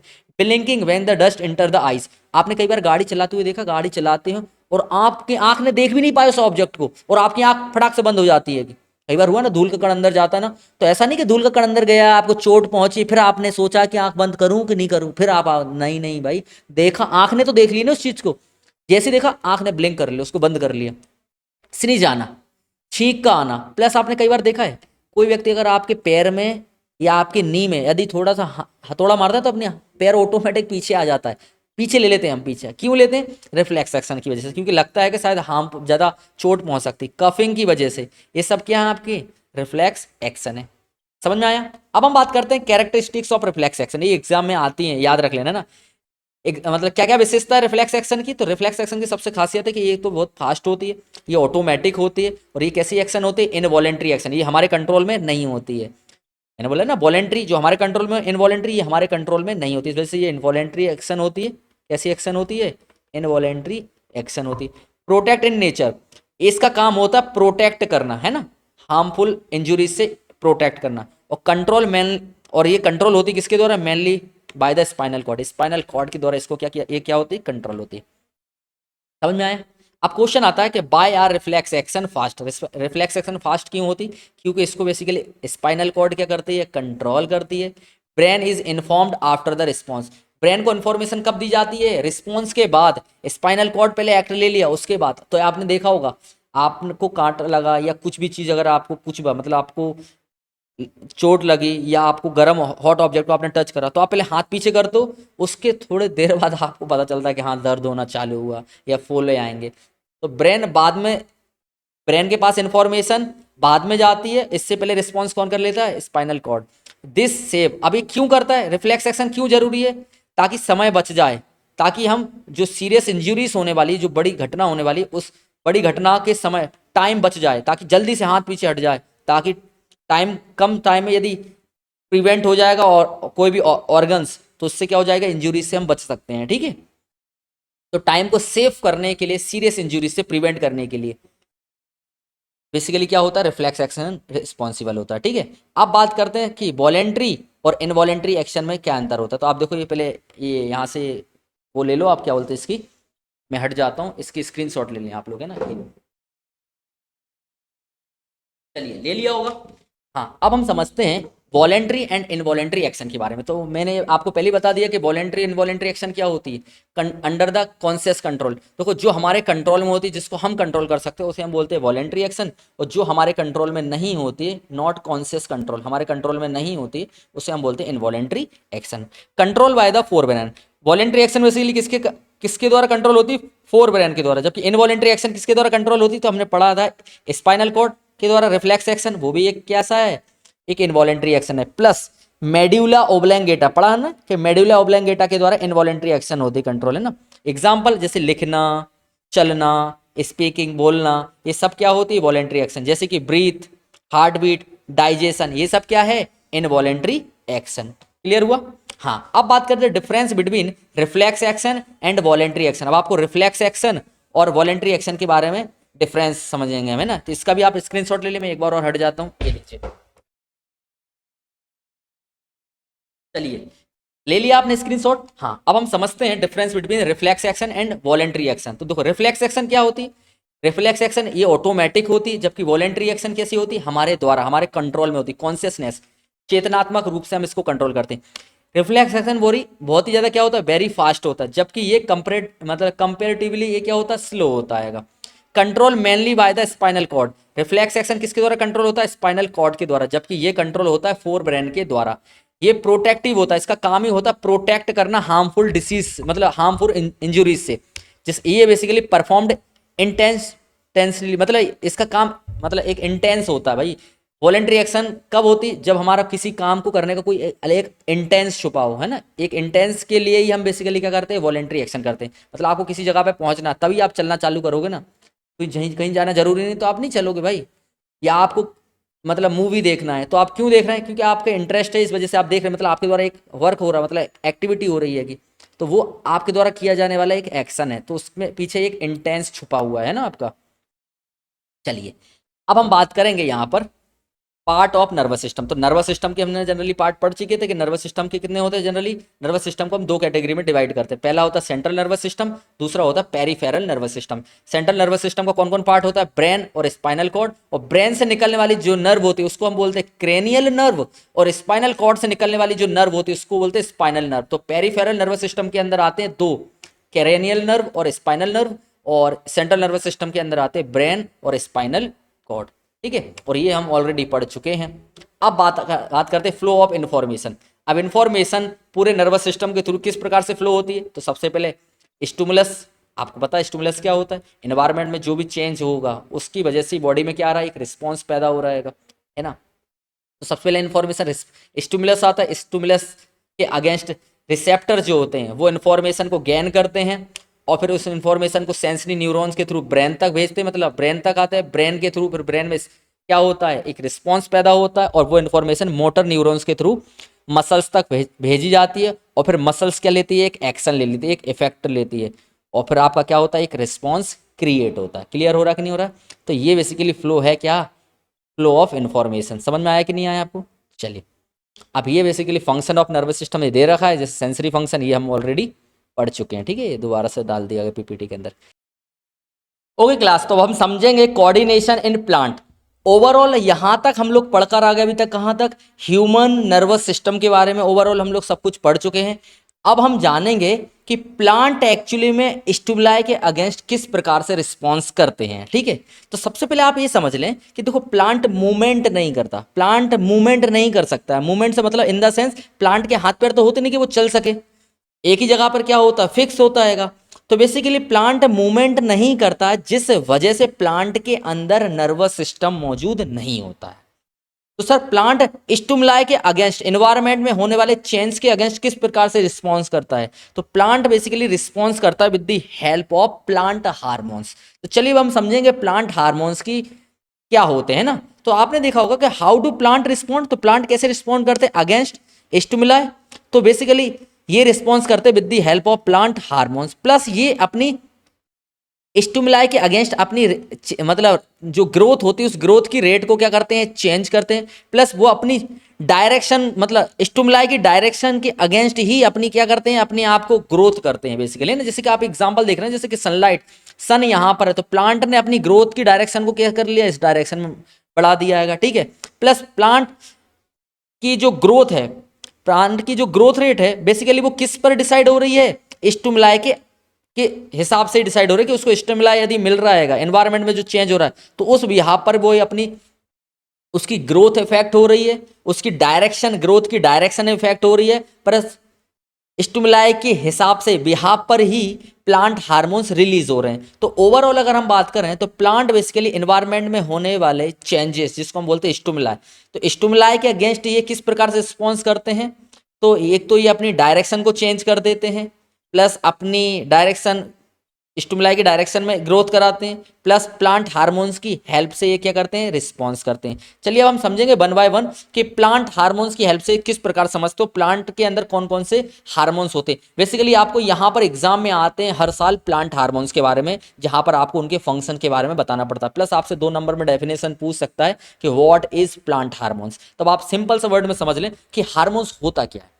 तो हार्मोन्स एक केमिकल सब्सटेंस होता है जिसको आप बोल सकते हैं कि ये केमिकल मैसेंजर है ना। ये एक केमिकल सब्सटेंस होता है जो कि बहुत स्मॉल अमाउंट में क्या होता है, प्रोड्यूस होता है, जिसका काम होता है कंट्रोल करना। किस किस को कंट्रोल करना, ग्रोथ, डेवलपमेंट और रिस्पॉन्स को कंट्रोल करना टू द स्टिमुलाई। स्टिमुलाई के अगेंस्ट ग्रोथ कैसी रखनी है, डेवलपमेंट कितना होना है, क्या रिस्पॉन्स करना है, उस सारी चीजों को कंट्रोल करने का काम किसका होता है, प्लांट हार्मोन्स का। फिर से समझो क्या बोला मैंने, प्लांट हार्मोन्स होता क्या है, plant hormones is the chemical substance जिसका काम होता है प्लांट की ग्रोथ, डेवलपमेंट को कंट्रोल करना, और ये बिल्कुल स्मॉल अमाउंट में प्रोड्यूस होता है। कब होता है प्रोड्यूस, स्टिमुलाई के केस में, जब उसको जिस प्रकार का स्टिमुलाई मिलेगा एनवायरनमेंट में, जिस हिसाब से चेंजेस होगा उस चेंजेस के समय है, ड्यूरिंग द चेंजेस ये प्लांट हार्मोन्स रिलीज होता है, ठीक है। चलिए अब हम समझते हैं कि प्लांट के अंदर बेसिकली कौन कौन से हार्मोन्स होते हैं। तो प्लांट के अंदर जनरली 5 टाइप्स के हार्मोन्स रिलीज होते हैं। पहला होता है ऑक्सिन, सेकंड होता है गिबरेलिन, थर्ड होता है cytokinin, abscisic acid and ethylene. चलिए अब हम समझते हैं ये होते क्या है। देखो ऑक्सिन का काम होता है, देखो ये क्या लिखा है, produce mainly at the tip of the shoot. ये बेसिकली ये जो ऊपर जो कली होती है ना, इस कली की टिप, जिसको कली को अपन बोलते हैं टिप ऑफ शूट, है ना, वहां पर बेसिकली इसका क्या होता है, प्रोडक्शन होता है। अब इसका काम क्या होता है, इसका काम होता है सेल को इलोंगेट करना, सेल को बढ़ाने का काम होता है इसका। सेकंड काम होता है इसको प्लांट की डायरेक्शन को, किस डायरेक्शन में जाएगा, जहां तरफ देखो, जैसे मान लो यहां पर अगर सनलाइट होगी, अगर इधर साइड सन होगा तो ये टिप ऑफ शूट जो होगी वो इसी डायरेक्शन में क्या हो जाएगी, मुड़ जाएगी। तो इसका काम होता है ऑक्सीजन को help shoot band towards the light, light की तरफ शूट को बैंड करना है ना, बेसिकली इसका काम होता है। प्रमोट रूट फॉर्मेशन, जड़ों को बनाना, जड़ों का फॉर्मेशन करना भी इसका क्या होता है, मेन काम होता है। प्लस होता है कंट्रोल एपिकल डोमिनेंस। इसका मतलब समझो, आप देखना पेड़ों के अंदर ऐसा होता है कि यदि एक ऊपर वाली जो कली है ना, ये जो कली है ना, ये आगे ग्रोथ करती जाएगी, और पीछे वाली जो, अगर ये जो नीचे इधर कलियां होंगी ना, उनके ग्रोथ को क्या कर देता है, रोक देता है। ये ऑक्सीन है ना, क्यों रोक देता, अगर ये बढ़ते रहेंगे तो प्लांट आगे ग्रोथ नहीं कर पाएगा, लंबा नहीं हो पाएगा प्लांट। तो इस वजह से ये चीज को ग्रोथ बनाने के लिए इस चीज की ग्रोथ को क्या कर दिया जाता है, रोक दिया जाता है। तो इसी को बोलते हैं कंट्रोल एपिकल डोमिनेंस, ठीक है। चलिए अब हम समझते हैं गिब्रेलिन। गिब्रेलिन का काम क्या होता है, गिब्रेलिन का काम होता है डाली को, स्टेम को प्रमोट, इलोंगेट करना। जो डाली होती है, स्टेम जो होती है, स्टेम को डाली बोलते हैं, इसको लंबा करना, है ना। प्लस सीड जर्मिनेशन, बीज को उगाने में, बीज को उगाने में भी, जर्मिनेट करने में भी इसका हेल्प होता है गिब्रेलिन का। Promote flowering in some plant, plant पे जो फ्लावर लगते हैं ना, फ्लावर्स का आना, प्लांट पे फ्लावर्स का आना गिब्रेलिन की हेल्प से ही होता है। इंक्रीज फ्रूट ग्रोथ, और जो फल होते हैं, फल की ग्रोथ को क्या कर देना, बढ़ाना, बढ़ा देना। ये भी बेसिकली गिब्रेलिन का क्या होता है, काम होता है। एक एक फंक्शन याद रख लेना, है ना। साइटोकिनिन, साइटोकिनिन का काम होता है सेल डिवीजन, मतलब पेड़ को बड़ा करना, है ना, सेल डिवीजन करना, एक सेल से दूसरी सेल का बनाना, है ना। Promote growth of the lateral words, plant की लेटरली क्या करना, ग्रोथ को इंक्रीज करना, है ना। Delay sensation of the leaves, है ना, ये पत्तियों को गिराने में, है ना, पत्तियों को गिराने में क्या करना, डीले करना है। Help the development of the fruits and seeds, बीज और फ्रूट्स दोनों के डेवलपमेंट में हेल्प करना। अब आप देखो एक एक फंक्शन याद रखना कि साइटोकिनिन का काम होता है सेल डिवीजन करना, promote growth of the lateral words और development of the fruits and seeds. इसको भले याद नहीं करना, जरूरत नहीं है आपको ना, दो दो तीन तीन यूजेस याद रख लेना अच्छे से ना। प्लस अब आपको बात करते हैं एब्सिसिक एसिड। देखो एब्सिसिक एसिड का काम ही होता है इनहेबिटेड प्लांट ग्रोथ। देखो जब प्लांट को सफिशिएंट अमाउंट में यदि मतलब वाटर नहीं मिल पा रहा है, न्यूट्रिएंट नहीं मिल पा रहा है, तो प्लांट की ग्रोथ रुकने लगती, प्लांट सूखे ना। देखो पेड़ भी अपने आप को सेफ रखना चाहता है, तो इस केस में होता यह है कि जब प्लांट को यदि सफिशिएंट अमाउंट में यदि वाटर नहीं मिल रहा है या न्यूट्रिएंट नहीं मिलते तो प्लांट सूखे ना। तो इस केस में क्या होता है, एक एब्सिसिक एसिड का बेसिकली काम होता है इनहेबिटेड प्लांट ग्रोथ, प्लांट की ग्रोथ को रोक देना। क्योंकि आपको पता है कि प्लांट की ग्रोथ कब होती है, जब उसको सफिशिएंट अमाउंट में न्यूट्रिएंट और वाटर मिले।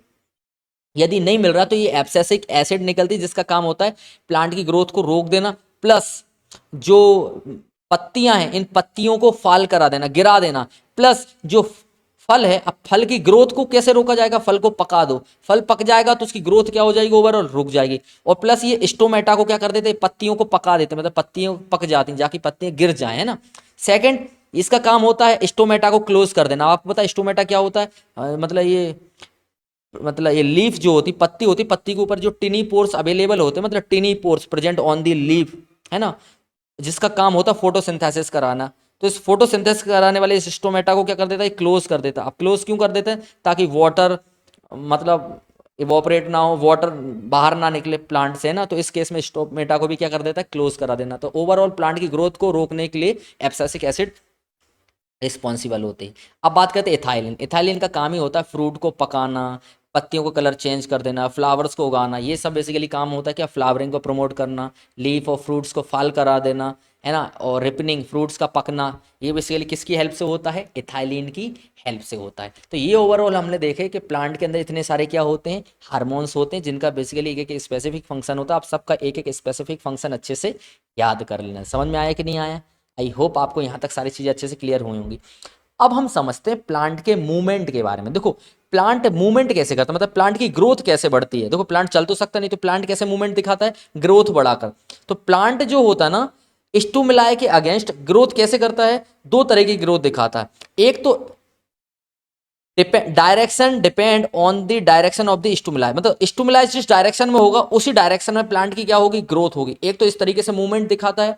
दूसरा प्लांट दिखाता है without direction depend on the direction of the stimuli, मतलब स्टिमुलाई की डायरेक्शन के अगेंस्ट भी ये, मतलब बिना स्टिमुलाई की डायरेक्शन के अगेंस्ट भी अपनी क्या करता है, कुछ मूवमेंट दिखाता है। हम समझेंगे अभी। पहले तो सबसे पहले समझते हैं ट्रॉपिक मूवमेंट क्या होता है। तो सिंपल भाषा में समझो, जिस डायरेक्शन में प्लांट को स्टिमुलाई मिलेगा उसी डायरेक्शन में प्लांट अपनी क्या करेगा, डायरेक्शन मतलब अपने आप को ग्रोथ करेगा, उसी डायरेक्शन में अपनी आप को डेवलप्ड करेगा, मूवमेंट दिखाएगा। तो उस प्रकार के मूवमेंट को हम क्या बोलते हैं, ट्रॉपिक मूवमेंट। एग्जाम्पल, अब आप बोले सर जी स्टिमुलाई क्या हो सकता है। देखो प्लांट को जिस हिसाब से सनलाइट मिलेगी, प्लांट को जिस हिसाब से वाटर मिलेगा, उस हिसाब से प्लांट क्या करेगा, अपनी ग्रोथ करेगा उस डायरेक्शन में। तो समझते हैं कि प्लांट बेसिकली किस प्रकार के ट्रॉपिक मूवमेंट दिखाता है।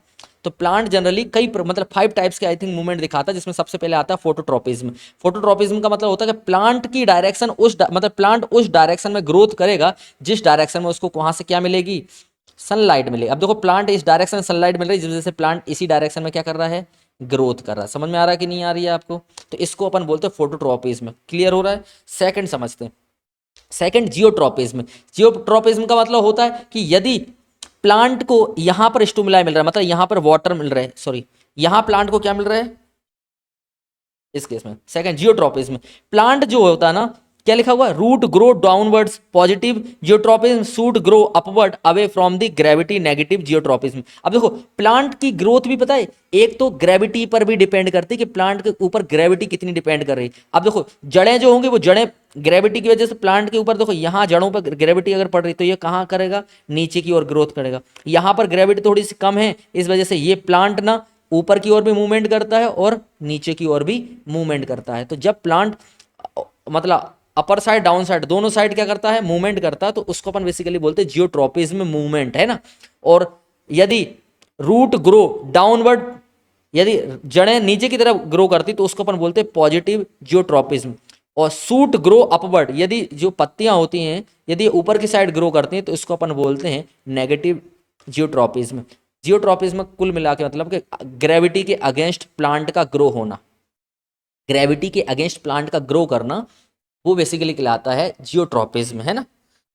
थर्ड मूवमेंट देखें हम हाइड्रोट्रॉपिज्म, प्लांट का movement towards the water, plant का मूवमेंट वाटर की ओर मूवमेंट करना, उसको अपन बोलते हैं हाइड्रोट्रॉपिज्म। तो आपने देखा होगा जड़ें बेसिकली किस डायरेक्शन में मूवमेंट करती, वहां तक जड़ें फैलेंगी जहां तक जड़ों को क्या ना मिल जाए, पानी नहीं मिल जाए। जैसे ही वाटर मिल जाता है जड़ों को तो वहां पर वो जाके रुक जाती हैं, ठीक है। तो जड़ें किस डायरेक्शन में मूवमेंट कर रही हैं, तो इस केस में स्टिमुलाई क्या है, वाटर। तो ये जड़ों का किस डायरेक्शन में मूवमेंट हो रहा है, वाटर की डायरेक्शन की ओर मूवमेंट कहलाना, इस प्रकार के मूवमेंट को अपन बोलते हैं हाइड्रोट्रॉपिज्म मूवमेंट, ठीक है। नेक्स्ट समझते हैं हम केमोट्रॉपिज्म मूवमेंट। आपने देखा होगा कि प्लांट जो होते हैं, प्लांट के अंदर सीड का फॉर्मेशन कैसे होता है, तो सीड बेसिकली होता है, तो आपने यहाँ पर पढ़ा होगा ये बेसिकली हेबिस्कस का फ्लावर है ना, जिसको गुड़हल का फूल बोलते हैं। अब आपको पता है कि ये जो होता है ये फीमेल पार्ट होता है ना, जिसके अंदर ये मतलब ओवरी होती है, ये बेसिकली एक पोलन ट्यूब होता है, ये आपने 7th 8th 9th क्लास में सब में तो पढ़ते हुए आए हो बार बार। तो ये बेसिकली आपकी क्या होती है, ओवरी होती है, और ये ओवरी के थ्रू ये जो थिन पाइप होता है इसको अपन बोलते हैं पोलन ट्यूब, ये बेसिकली होता है फीमेल पार्ट, है ना। ये सेकंड, ये जो आपको दिख रहा है येलो येलो पार्ट, ये बेसिकली होते हैं मेल पार्ट, है ना। अब इस मेल पार्ट से मेल गैमेट आता हैगा, और ये है ना जिसको अपन बोलते हैं पोलन ग्रेन, और ये पोलन ग्रेन आ जाता है कहाँ, फीमेल पार्ट पर। अब ये फीमेल पार्ट इसके थ्रू पोलन ट्यूब के थ्रू कहाँ पर आता है, कहाँ तक मूवमेंट करता है, इस ओवरी तक करता है। और यहाँ पर ओव्यूल्स मतलब यहाँ पर मतलब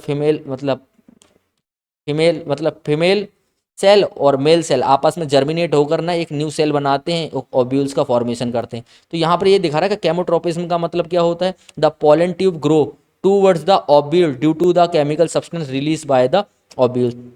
तो पोलन ट्यूब का ग्रो करना, किस डायरेक्शन की ओर ग्रो करना, जहां पर उसको क्या मिल रहा है, पोलन ट्यूब ग्रो करना टूवर्ड्स द ओव्यूल्स।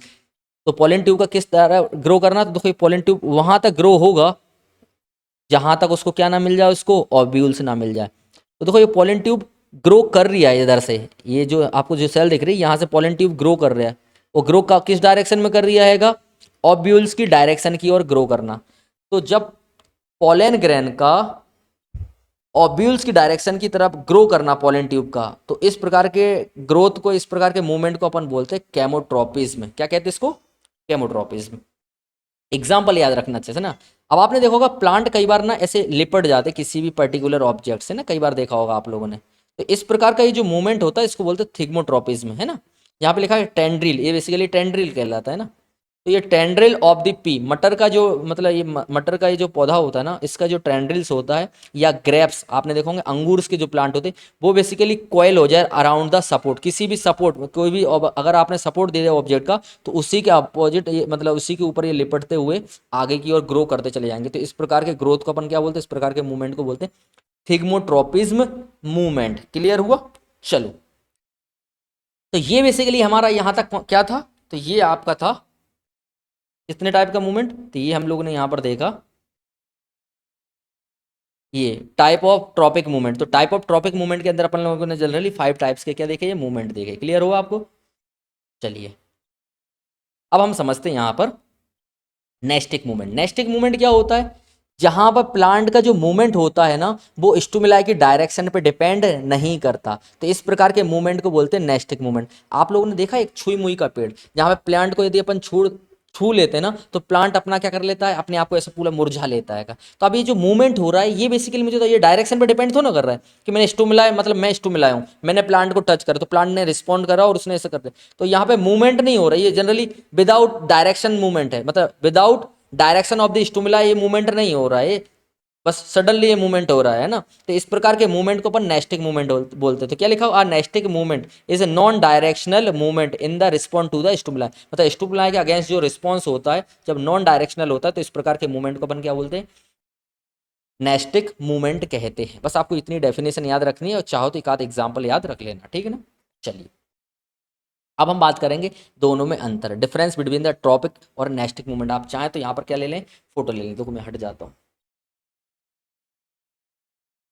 ले ली। चलिए अब हम समझ लेते, दोनों में अंतर देख लेते हैं, ठीक है। बाकी मैं बोलूंगा तो आप लोग अच्छे से लिख लीजिएगा, है ना, सुन लेना। अब लिखा हुआ है ट्रॉपिक मूवमेंट जो होता है ये डायरेक्शनल बेस्ड होता है, डिपेंड ऑन द डायरेक्शन, जबकि ये डायरेक्शन पर डिपेंड नहीं करता। नेचर क्या होता है, ये ग्रोथ मूवमेंट होती है ना, इसका नेचर कैसा होता है, ग्रोथ मूवमेंट, जबकि यूजुअली नॉट ग्रोथ मूवमेंट। इसका मूवमेंट का काम होता है ग्रोथ करना बेसिकली, और इसका मूवमेंट ग्रोथ करने पर इम्पैक्ट नहीं डालता है। ये स्लो होता है, जबकि ये कंपेरेटिवली बहुत फास्ट होता है। छुमी का पेड़ को छुओ तो सही, वैसे ही मुरझा जाएगा ना, जबकि ये ग्रोथ मतलब ग्रोथ होती है बेसिकली, ग्रोथ वाली मूवमेंट है, लेकिन ये स्लो होती है ना। एग्जाम्पल फोटोट्रॉपिज्म, है ना, सनलाइट की तरफ प्लांट का ग्रो करना फोटोट्रॉपिज्म कहलाता है। और folding of the mimosa leaf, है ना, मिमोसा लीफ का फोल्डिंग हो जाना, ये बेसिकली क्या कहलाता है, नेस्टिक मूवमेंट होता है, एग्जाम्पल है, ठीक है।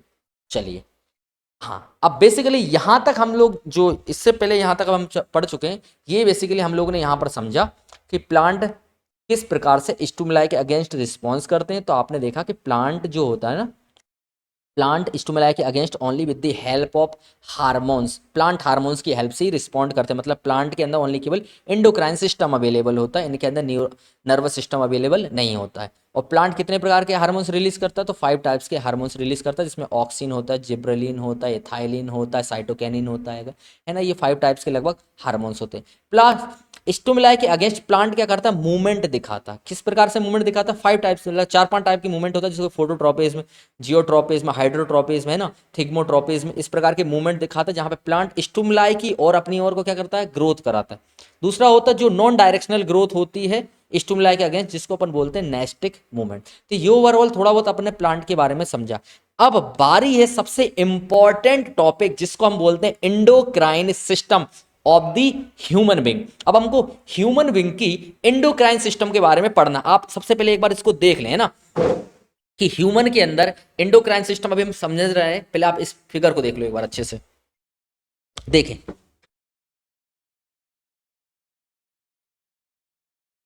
चलिए अब हम समझेंगे एंडोक्राइन सिस्टम के बारे में बेसिकली, कि एंडोक्राइन सिस्टम होता क्या है। देखो सबसे पहले आपको समझना जरूरी है एंडोक्राइन सिस्टम किसे कहते हैं। देखो आपकी बॉडी के अंदर ना कई सारी ग्लैंड होती हैं, है ना, कई सारी ऐसी मसल्स होती हैं, ऐसी मसल्स होती हैं जो अपने अंदर से जूस प्लस हार्मोन सिक्रेट करते हैं, हार्मोन्स रिलीज करते हैं। तो इस प्रकार की मसल्स को हमने क्या नाम दिया है, ग्लैंड्स दिया है। और ये कई प्रकार के हार्मोन्स रिलीज करती हैं, है ना। तो ग्लैंड बेसिकली क्या है, जिनको हम ग्रंथियां बोलते हैं, हिंदी में क्या बोलते हैं, ग्रंथियां बोलते हैं। तो जब कई सारी ग्रंथियों को मिलाकर एक सिस्टम तैयार किया जाता है, उस सिस्टम को हम बोलते हैं एंडोक्राइन सिस्टम। तो एंडोक्राइन सिस्टम बेसिकली क्या है, तो endocrine system is the system of ductless gland that produce hormones and hormones to the blood stream. तो ये क्या होता है, एंडोक्राइन क्या है, एक सिस्टम है, किसका सिस्टम है, कई सारी ग्लैंड्स का सिस्टम है। अब आप बोले ग्लैंड्स क्या होती, तो भैया ग्लैंड्स जिनको ग्रंथियां बोलते हैं, जिन जो अपने अंदर से कई सारे हार्मोन्स प्लस कई सारे जूस को सिक्रेट करते हैं, जूस को सिक्रेट करते हैं मतलब जूस रिलीज करती हैं, है ना, किधर, to the blood streams, direct blood में रिलीज कर देती है, क्योंकि इनके अंदर डक्टलेस नहीं होता, मतलब इसके अंदर इनका खुद का एक पेसिस नहीं होता है। तो ये डायरेक्ट इनके अंदर से निकलने वाला हार्मोन्स हो या जूस हो, डायरेक्टली ब्लड स्ट्रीम में क्या कर देती हैं, रिलीज कर देती है ना। इनका काम क्या होता है, तो इनका बेसिकली काम होता है हार्मोन्स रेगुलेट करना, कोऑर्डिनेट वेरियस बॉडी फंक्शन, मतलब कई सारे बॉडी फंक्शन को परफॉर्म करने के लिए हार्मोन्स को रिलीज करना, ठीक है ना, ये बेसिकली इनका काम होता है। अब आपने लिखा हुआ यहाँ पे एनसीईआरटी पॉइंट के अंदर कि hormones act as chemical messenger. Hormones basically क्या होते हैं, ये केमिकल मैसेंजर होते हैं, जिनका काम होता है ब्लड में मिक्स होकर टारगेट ऑर्गन्स तक पहुंचना और वहां पर एक पर्टिकुलर फंक्शन को परफॉर्म करना। ये बेसिकली किसका काम होता है, एक हार्मोन्स का काम होता है। चलिए सबसे पहले हम समझते हैं हार्मोन्स, एनिमल हार्मोन्स। तो क्या लिखा है, hormones is the chemical messenger जो कि प्रोड्यूस होता है एंडोक्राइन ग्लैंड से वेरी स्मॉल अमाउंट में, और जो कि कहाँ मिक्स हो जाता है, डायरेक्ट ब्लड में मिक्स होकर स्पेसिफिक टारगेट ऑर्गन तक क्या होता है, पहुंचता है और वहां पे कई प्रकार की एक्टिविटीज को कंट्रोल करता है। ये बेसिकली एक केमिकल मतलब ये हार्मोन्स का काम होता है। ये हार्मोन्स बहुत छोटे होते हैं, बहुत छोटे छोटे हार्मोन्स होते हैं, ठीक है, जिसमें सबसे पहला हमारा होता है कैरेक्टरिस्टिक्स ऑफ हार्मोन। हार्मोन्स की कैरेक्टरिस्टिक्स क्या होती है, तो पहले तो ये प्रोड्यूस होते हैं कहाँ से, एंडोक्राइन ग्लैंड से। ये डायरेक्टली मिक्स होते हैं कहाँ पर, ब्लड में, और act as specific target organ, और डायरेक्ट टारगेट ऑर्गन पर जाके ये क्या हो जाते हैं, पहुंच जाते हैं। Required any very small quantities, और ये जो होते हैं ना, ये बहुत स्मॉल क्वांटिटी में रिलीज होते हैं और एक पर्टिकुलर वर्क को परफॉर्म करने के लिए बहुत स्मॉल अमाउंट में ही ये रिलीज होते हैं, ठीक है। प्लस ये जो काम दिखाते हैं, मतलब इनके द्वारा जो रिस्पॉन्स होता है ना, ये बहुत स्लो रिस्पॉन्स होता है। पहले तो आपको ये पता होना चाहिए कि ये रिस्पॉन्स बहुत स्लो होता है, लेकिन ये लॉन्ग लास्टिक इफेक्ट होता है, मतलब बहुत लंबे समय तक इसका इफेक्ट देखने को मिलता है। अभी हम कई सारे हार्मोन्स के ऊपर बात करने वाले हैं, प्लस इससे रिलेटेड कई सारी शॉर्ट आने वाली है, जहां पर मैं आपको हार्मोन्स के कई सारे फंक्शन प्लस बॉडी से निकलने वाले डिफरेंट काइंड ऑफ हार्मोन्स के बारे में बहुत अच्छे से एक्सप्लेन करने वाला हूँ, ठीक है ना। यहाँ पर वीडियो लेंदी ना हो जाए, इस वजह से हम ज़्यादा एक्सप्लेन नहीं कर सकते सारे हार्मोन्स को, और उतने इंटरेस्टिंग तरीके से, हाँ पढ़ेंगे सब कुछ समझेंगे भी, बट उतने इंटरेस्टिंग तरीके से आपको एक स्टोरी वेज में बताना वो ऐसा पॉसिबल नहीं हो पाएगा। वहां पे वो अपन शॉर्ट्स के अंदर ही देखेंगे, ठीक है। चलिए, तो हमने सबसे पहले ये तो समझ लिया है कि हार्मोन्स क्या होता है। तो ये एक केमिकल मैसेंजर होता है जो पर्टिकुलर ग्लैंड से रिलीज होता है, ब्लड स्ट्रीम में मिक्स होकर एक टारगेट ऑर्गन्स तक पहुंचने का बेसिकली इसका क्या होता है, काम होता है। अब हम बात करते हैं कि ह्यूमन विंग के अंदर बेसिकली कौन कौन सी ग्लैंड से कौन कौन से हार्मोन्स रिलीज होते हैं और इनका पर्टिकुलर काम क्या होता है। सबसे पहले हम बात करते हैं पिट्यूटरी ग्लैंड्स, जिसको बोलते हैं master of glands. Master of glands क्यों बोलते हैं? क्योंकि ये कई सारी ग्लैंड्स को कंट्रोल करती है, जिस वजह से इसका नाम है मास्टर ग्लैंड्स, है ना। ये आप देखेंगे इसका शेप जो होता है ना, ये पी के शेप जितना, मटर के साइज जितना होता है, लेकिन काम इतना बड़ा करते कि पूछो मत ही भाई। देखो सबसे पहले क्या लिखा है, बेस ऑफ द ब्रेन, ये ब्रेन में स्टेबल होती है। ये अपने अंदर से एक हार्मोन्स रिलीज करती है जिसका नाम है ग्रोथ हार्मोन्स। अब इस ग्रोथ हार्मोन्स का काम होता है कंट्रोल बॉडी ग्रोथ, बॉडी की ग्रोथ को कंट्रोल करना। ये बेसिकली इसी हार्मोन्स की वजह से, आप कई सारे लोग देखते हैं किसी की हाइट बढ़ गई, किसी की छोटी हो गई, ये किस वजह से होता है? ग्रोथ हार्मोन्स की वजह से। जिसके अंदर ग्रोथ हार्मोन्स कम रिलीज होगा उसकी हाइट कम, जिसमें ज्यादा रिलीज होगा उसकी हाइट ज्यादा। समझ में आ रहा? Stimulus growth of the bone muscles, bone और मसल्स को ग्रोथ करने में, plus regulate the activity of the other endocrine glands, और कई सारी जो अदर ग्लैंड्स है ना, उनको उनकी एक्टिविटीज को कंट्रोल करने में भी कौन हेल्प करती है? Pituitary gland. तो बताए पहली बात, इसे मास्टर ग्लैंड्स कहते हैं। इसके अंदर से ग्रोथ हार्मोन्स रिलीज होता है जो कि कई सारी ग्रो मतलब ह्यूमन की ग्रोथ को कंट्रोल करता है, प्लस कई सारी जो एंडोक्राइन ग्लैंड्स होते हैं, एंडोक्राइन जो ग्लैंड्स होती है उनको भी रेगुलेट करने में, उनको कंट्रोल करने में भी हेल्पफुल होती है, ठीक है। चलिए, सेकेंड हम बात बोलते हैं इसको, why is called master glands. इसको मास्टर ग्लैंड्स क्यों बोलते हैं? क्योंकि ये देखो, thyroid gland, adrenal glands, pancreas, testis, ovaries, इन सारी ग्लैंड्स को कंट्रोल करती है, इस वजह से इसका नाम क्या है? Master glands. तो ये लिखा है because it control the function of the many other endocrine glands. Clear हो रहा है? चलिए, अब है थायराइड ग्लैंड। देखो आपके गले के जस्ट नीचे यहां पर होती थायराइड ग्लैंड, है ना, लिखा हुआ फ्रंट ऑफ नेक। इसके अंदर से निकलता है एक थायरॉक्सिन हार्मोन्स। अब आपको पता होना चाहिए थायरॉक्सिन हार्मोन्स का काम होता है, ये सबसे इंपॉर्टेंट फंक्शन प्ले करता है, मेटाबॉलिज्म रिएक्शन को कंट्रोल करता है। अब मेटाबॉलिज्म रिएक्शन क्या होती है? आपके बॉडी में रोज कई सारी सेल जन्म ले रही हो, कई सारी सेल मर रही हैं, मतलब डेड हो रही हैं, प्लस आपके बॉडी के अंदर ब्लड का सर्कुलेशन हो रहा है, कितने अमाउंट में, मतलब थायरॉक्सिन हार्मोन्स का रिलीज होना है ना। मतलब मेटाबॉलिज्म का कुल मिला के मैं बोलूँ कि बॉडी के अंदर कितनी सेल का ग्रोथ होना और कितनी सेल का, मतलब कितनी सेल का बर्थ होना और कितनी सेल का डेड होना, ये बेसिकली मेटाबॉलिज्म रिएक्शन कहलाती है अपनी, है ना। तो इसको कंट्रोल करने का काम किसका होता है? थायरॉक्सिन हार्मोन्स का। प्लस ये सपोर्ट करती है normal growth of the development, ये आपके जो नॉर्मली जो ग्रोथ होती है और डेवलपमेंट होता है इसको सपोर्ट करती है। Plus regulate the use of the carbohydrate, protein and fat, ये रेगुलेट करती है और यूज लेती है किसका? कार्बोहाइड्रेट, प्रोटीन और फैट का यूज होता है ना। अब आपको एक चीज बताऊं मैं, requirement of the thyroid gland iodide produce thyroxine. अब आपको बताऊं, थायराइड की कमी से ना एक रोग होता है, एक बीमारी होती है जिसको बोलते हैं घेंगा नामक रोग, है ना, जिसमें गले बहुत बड़ा फूल जाता है, जिसको बोलते हैं गोइटर, इंग्लिश में बोलते हैं गोइटर, है ना। तो गोइटर नाम की जो बीमारी होती है ना, वो इसी थायरॉक्सिन की वजह से होती है ना। मतलब अगर थायरॉक्सिन अगर कम मात्रा में रिलीज होगा या ज्यादा मात्रा में रिलीज हो जाएगा, तो दोनों इंपैक्ट है। देखो हार्मोन्स की खासियत होती है, अगर हार्मोन ज्यादा अमाउंट में निकल जाए तो भी प्रॉब्लम, कम अमाउंट में निकले तो भी प्रॉब्लम। तो इन दोनों अमाउंट, मतलब दोनों का इक्वल अमाउंट में रिलीज होना नेसेसरी होता है। और इसकी कमी से कौन सा प्रॉब्लम, मतलब कौन सी बीमारी होती है? तो याद रखना गोइटर नाम की बीमारी होती है। अब इसको कैसे कर सकते हैं? तो देखो, आयोडीन की कमी से आयोडीन की कमी से ही बेसिकली ये क्या होता है, थायरॉक्सिन कम अमाउंट में प्रोड्यूस होता है ना। तो if iodine is lacking so less thyroxine is produce और the thyroid gland enlarge and causing goitre. मतलब देखो अगर आपको आयोडीन यदि कम अमाउंट में मिलेगा तो थायरॉक्सिन नहीं निकलेगा, और थायरॉक्सिन निकलेगा तो ये जो मतलब ये जो ग्लैंड है आपकी, ये ग्लैंड क्या हो जाती है, थायरॉक्सिन ग्लैंड, ये बढ़ जाती है, इसका साइज बढ़ जाता है और इस बीमारी को बोलते हैं क्या, गोइटर। ठीक है, चलिए अब बात करते हैं एड्रेलिन ग्लैंड्स, है ना। आप ये देख रहे हैं ये किडनी है, किडनी के ऊपर ये जो दिख रहा है ना ये पार्ट जो हिस्सा, इसी को बोलते हैं एड्रेलिन ग्लैंड्स। अभी एड्रेलिन ग्लैंड से निकलता है एड्रेलिन हार्मोन्स। क्या निकलता है, एड्रेलिन हार्मोन्स। अब इस हार्मोन्स का बेसिकली काम क्या होता है, देखो इस हार्मोन्स का काम होता है बॉडी को इमरजेंसी के समय प्रिपेयर्ड करना। एक एग्जाम्पल देखो, आपने कई बार देखा कोई कुत्ता आपके पीछे पड़ गया, आपके पीछे क्या पड़ गया, एक कुत्ता पड़ गया पीछे। अब जैसे ही अगर दो कुत्ता वाले एग्जाम्पल है, एक और शानदार एग्जाम्पल लेता हूं।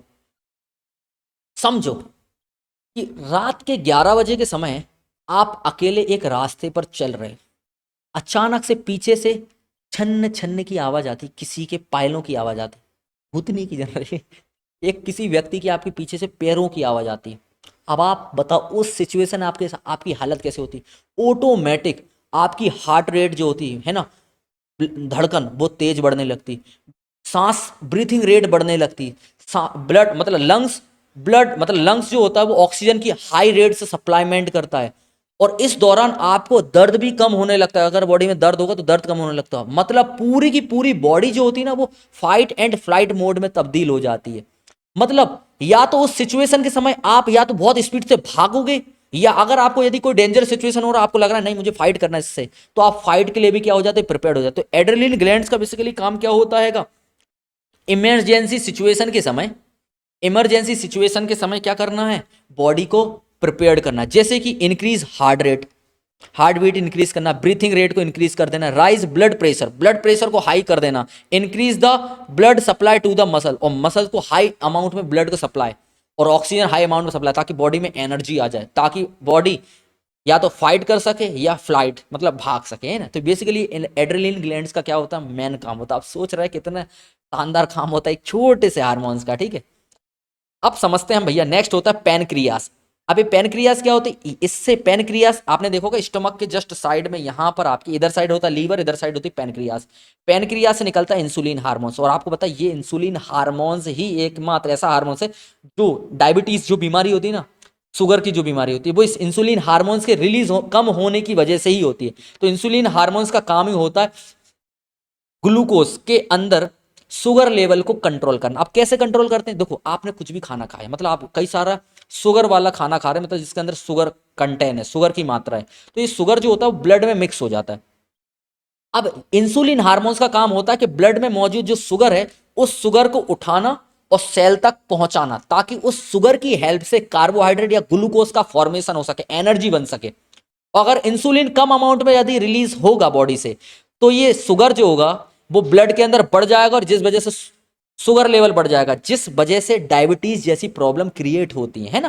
तो इंसुलिन हार्मोन्स बेसिकली इसका काम क्या होता है, तो इसका एक ही काम होता है ब्लड के अंदर शुगर लेवल को कंट्रोल करना। ठीक है, अब बात करते हाँ, और इसकी वजह से, इसकी कमी से कौन सी, इंसुलिन के डिफिशियंसी की वजह से क्या होता है, ब्लड शुगर लेवल इंक्रीज हो जाता है, और इसकी वजह से कौन सी बीमारी होती है, डायबिटीज होती है। क्या होती है इससे, डायबिटीज, शुगर की बीमारी। अब बात करते हैं टेस्टिस, ये मेल रिप्रोडक्टिव ग्लैंड्स है, टेस्टिस है ना। अब ये जो टेस्टिस जो होती है, ये टेस्टिस जो दिख रही है आपको, इस टेस्टिस से निकलता है एक हार्मोन जिसका नाम है टेस्टोस्टेरोन हार्मोन्स। और इस हार्मोन्स का बेसिकली काम क्या होता है, इसका काम होता है development of the male reproductive organs. इसकी वजह से मेल रिप्रोडक्टिव ऑर्गन्स ग्रोथ करता है, प्रोडक्शन ऑफ स्पर्म। और ये बेसिकली क्या करता है, जो मेल गैमेट होती है, जो मतलब मेल जो अपनी सेल होती है जो रिप्रोडक्शन में हेल्प करती है, जिसको अपन बोलते हैं स्पर्म, ये स्पर्म के प्रोडक्शन में भी हेल्प करती है कौन, टेस्टोस्टेरोन हार्मोन। प्लस जो development of this secondary sexual character, और ह्यूमन के अंदर मतलब मेल के अंदर जो सेकेंडरी सेक्सुअल कैरेक्टर जो होते हैं ना, वो डेवलपमेंट बेसिकली टेस्टोस्टेरोन की वजह से आते हैं। अब आपको समझना जरूरी है कि सर सेकेंडरी सेक्सुअल कैरेक्टर क्या क्या चेंज होते हैं, आओ देख लेते हैं। तो देखो सेकेंडरी सेक्सुअल कैरेक्टर क्या होते हैं, तो आप देखना लगभग एज आपकी 14 to 15 एज के बाद में ना कई प्रकार के चेंजेस आ जाते हैं ह्यूमन बॉडी के अंदर, है ना। यदि मेल की बात करें तो मेल के अंदर बेसिकली क्या होता है, दाढ़ी का आना, बियर्ड का आना, आवाज का भारी होना, और ब्रॉड शोल्डर्स का बढ़ जाना है ना। सेकंड चीज इंक्रीज द मसल डेवलपमेंट, और मसल्स का क्या हो जाना, डेवलप हो जाना। तो ये जो चेंजेस देखने को मिल रहे हैं ना, इसी को अपन बोलते हैं secondary sexual character in voice. अब बात करते हैं यहीं पर फीमेल्स के अंदर। तो फीमेल्स के अंदर होता है फीमेल रिप्रोडक्टिव ग्लैंड, जिसके अंदर से एक हार्मोन्स निकलता है जिसको बोलते हैं एस्ट्रोजन। अब इस एस्ट्रोजन का काम क्या होता है, development of the female reproductive organs. तो फीमेल रिप्रोडक्टिव ऑर्गन्स को डेवलप करना, मेंसुरेशन साइकिल को रेगुलेट करना, मेंसुरेशन जो मंथली जो जिसको पीरियड्स कहते हैं बेसिकली गर्ल्स के अंदर। तो ये जो मतलब जो 7 to 8 डेज के जो मतलब ये मेंसुरेशन जो चलते हैं ना, इसको रेगुलेट करने का काम बेसिकली एस्ट्रोजन हार्मोन्स का ही होता है ना। Development of the secondary sexual character in females, और फीमेल के अंदर सेकेंडरी सेक्सुअल कैरेक्टर्स को क्या करना, डेवलप करना, बेसिकली इसका ये काम होता है। अब देखते हैं सेकेंडरी सेक्सुअल कैरेक्टर क्या क्या आते हैं। तो development of the breast, breast में डेवलपमेंट हो जाना, हिप्स का डेवलपमेंट हो जाना, growth of the body here in certain area, growth का मतलब हेयर्स का ग्रोथ होना है ना, और मेंसुर मतलब क्या लिखा है इसको, मैट्यूरेशन ऑफ द रिप्रोडक्टिव ऑर्गन्स है ना, ये बेसिकली इसका काम होता है। ठीक, ये लोग देख लीजिएगा आप लोग। अब बात करते हैं चेंजिंग ड्यूरिंग द प्यूबर्टी। अब आपको समझ में आना चाहिए सर जी कि ये प्यूबर्टी क्या होती है ना। तो प्यूबर्टी का मतलब होता है कि एक सर्टेन एज के बाद में कई सारे बदलाव देखने को मिलते हैं है ना ह्यूमन बॉडी के अंदर, उस एज को अपन बोलते हैं क्या, प्यूबर्टी। क्या कहते हैं इसको, प्यूबर्टी कहते हैं। जैसे कि rapid growth of height, height का ग्रोथ हो जाना, और मेच्योरिटी का रिप्रोडक्टिव ऑर्गन्स का मिच्योर होना, development of the secondary sexual character, और इमोशनल और मेंटली चेंजेस आना। तो ये सारे जो चेंजेस आते हैं ये बेसिकली इस एज को अपन बोलते हैं क्या, प्यूबर्टी। तो क्या बोला भैया, तो those age in which human suddenly change in some characteristics like rapid growth, reproductive organs growth होना, सेकेंडरी सेक्सुअल कैरेक्टर का डेवलपमेंट होना, इमोशनल एंड मेंटली चेंजेस। तो ये सारे जो चेंजेस दिखते हैं बेसिकली वो प्यूबर्टी के ड्यूरिंग देखने को मिलते हैं। अब बात करते हैं feedback mechanism, last topic. Feedback mechanism क्या होता है, तो लिखा है एक feedback mechanism is regulate the amount of hormones release so that it is neither too much nor be too little. अब देखो फीडबैक मैकेनिज्म क्या होता है, तो बॉडी के अंदर ना एक ऐसा मैकेनिज्म काम करता है जिसका काम होता है कि हार्मोन्स का उतने ही सफिशिएंट अमाउंट में रिलीज होना, ना हार्मोन्स ज़्यादा अमाउंट में रिलीज हो और ना ही कम अमाउंट में रिलीज हो, जितनी ज़रूरत है उतने ही अमाउंट में रिलीज हो। इस प्रकार के मैकेनिज्म को हम बोलते हैं क्या, फीडबैक मैकेनिज्म। क्योंकि आपको पता है कि जो हार्मोन्स होते हैं उनका इफेक्ट लॉन्ग लास्टिक होता है और बहुत तगड़ा होता है। तो हार्मोन्स अगर ज़्यादा अमाउंट में रिलीज हो जाएगा तो उसका इम्पैक्ट बहुत ज़्यादा नेगेटिव पड़ सकता है, और कम अमाउंट में लेगा तो उसका भी इम्पैक्ट पड़ता है। तो एक मॉडरेट कंडीशन में हार्मोन्स रिलीज हो तो उस मैकेनिज्म को हम बोलते हैं फीडबैक मैकेनिज्म। क्लियर हो रहा, चलिए अब बात करते हैं थायरॉक्सिन रेगुलेशन। अब इसका एग्जांपल देखो ये दे रखा है, फीडबैक मैकेनिज्म का एग्जांपल दे रखा है थायरॉक्सिन रेगुलेशन। जैसे कि यदि लो थायरॉक्सिन लेवल, यदि थायरॉक्सिन अगर कम अमाउंट में निकलेगा तो pituitary gland stimulus thyroid to produce more thyroxine. तो पिट्यूटरी ग्लैंड क्या करेगी, कमांड भेजेगी कि थायरॉक्सिन हार्मोन थोड़ा ज़्यादा अमाउंट में निकले। अगर हाई थायरॉक्सिन निकलेगा तो पिट्यूटरी ग्लैंड क्या करेगी, रिप्रोड्यूस करेगी stimulus, so less thyroxine is produce. तो देख रहे हैं यदि थायरॉक्सिन यदि कम अमाउंट में निकलता है तो पिट्यूटरी ग्लैंड कमांड भेजती है कि कम अमाउंट में निकले, और अगर ज़्यादा अमाउंट में यदि थायरॉक्सिन हार्मोन्स निकलेगा तो पिट्यूटरी ग्लैंड कमांड करेगी ताकि वो लेस अमाउंट में निकले। आपको यहाँ तक सारी चीज़ समझ में आ गई हैं। चलिए अब बेसिकली हम समझते हैं type of nervous system and endocrine system को। अब हम दोनों में बेसिकली क्या कर लें, हम क्लासिफाइड कर लें। तो देखो इसकी मैं साइड रख रहा हूँ, पहले आप इसकी स्क्रीनशॉट ले लें, ये लो। चलिए क्लास, तो अब हम समझेंगे difference between nervous system versus endocrine system. तो अब हम नर्वस सिस्टम और एंडोक्राइन सिस्टम में जनरली क्या कर लें, डिफरेंस देख लें कि इनके अंदर बेसिकली कौन कौन से डिफरेंस होते हैं। तो सबसे पहले यूजेस नर्व इम्पल्स। देखो नर्वस सिस्टम बेसिकली किस पर वर्क करता है, नर्व इम्पल्स की हेल्प से वर्क करता है, जबकि एंडोक्राइन सिस्टम जो होता है वो हार्मोन्स का यूज करके वर्क करता है। ये बहुत ही ज़्यादा क्या होता है, फास्ट होता है, जबकि ये कैसा होता है, रिस्पॉन्स इसका स्लो होता है। ये लॉन्ग लास्टिंग मतलब इसका जो इफेक्ट होता है वो शॉर्ट टाइम के लिए होता है, जबकि इसका इफेक्ट कैसा होता है, लॉन्ग लास्टिंग होता है। और जो हमारी नर्व होती हैं ये मतलब जो इलेक्ट्रिकल इम्पल्स होता है वो ट्रैवल करता है किसकी हेल्प से, थ्रू दी नर्व। जबकि यहाँ पर जो अपना जो हार्मोन्स होते हैं वो ट्रेवल करते हैं with the help of blood streams, है ना, act on muscles and glands. ये नर्वस सिस्टम जो है वो एक्ट करता किस किस पर, मसल्स और ग्लैंड पर, जबकि ये एक्ट करता ओनली टारगेट ऑर्गन पर। तो यहां तक ये अपन लोगों ने क्या देखा, नर्वस सिस्टम और एंडोक्राइन सिस्टम के बारे में। आई होप आपको यहां तक सारा चैप्टर जो मैंने पढ़ा है वो क्लियर रहा होगा। इसके बावजूद भी अगर आपको किसी भी प्रकार का डाउट रह जाता चैप्टर के अंदर तो कमेंट करके बताओ भाई, मैं आपके कमेंट लूंगा। प्लस जो भी अगर आपको छोटा बहुत डाउट रह जाता या कुछ और अदर टॉपिक जिस पर आपको वीडियो चाहिए तो कमेंट करके बताइए। मिलेंगे हम नेक्स्ट वीडियो में नेक्स्ट टॉपिक के साथ। जय हिंद।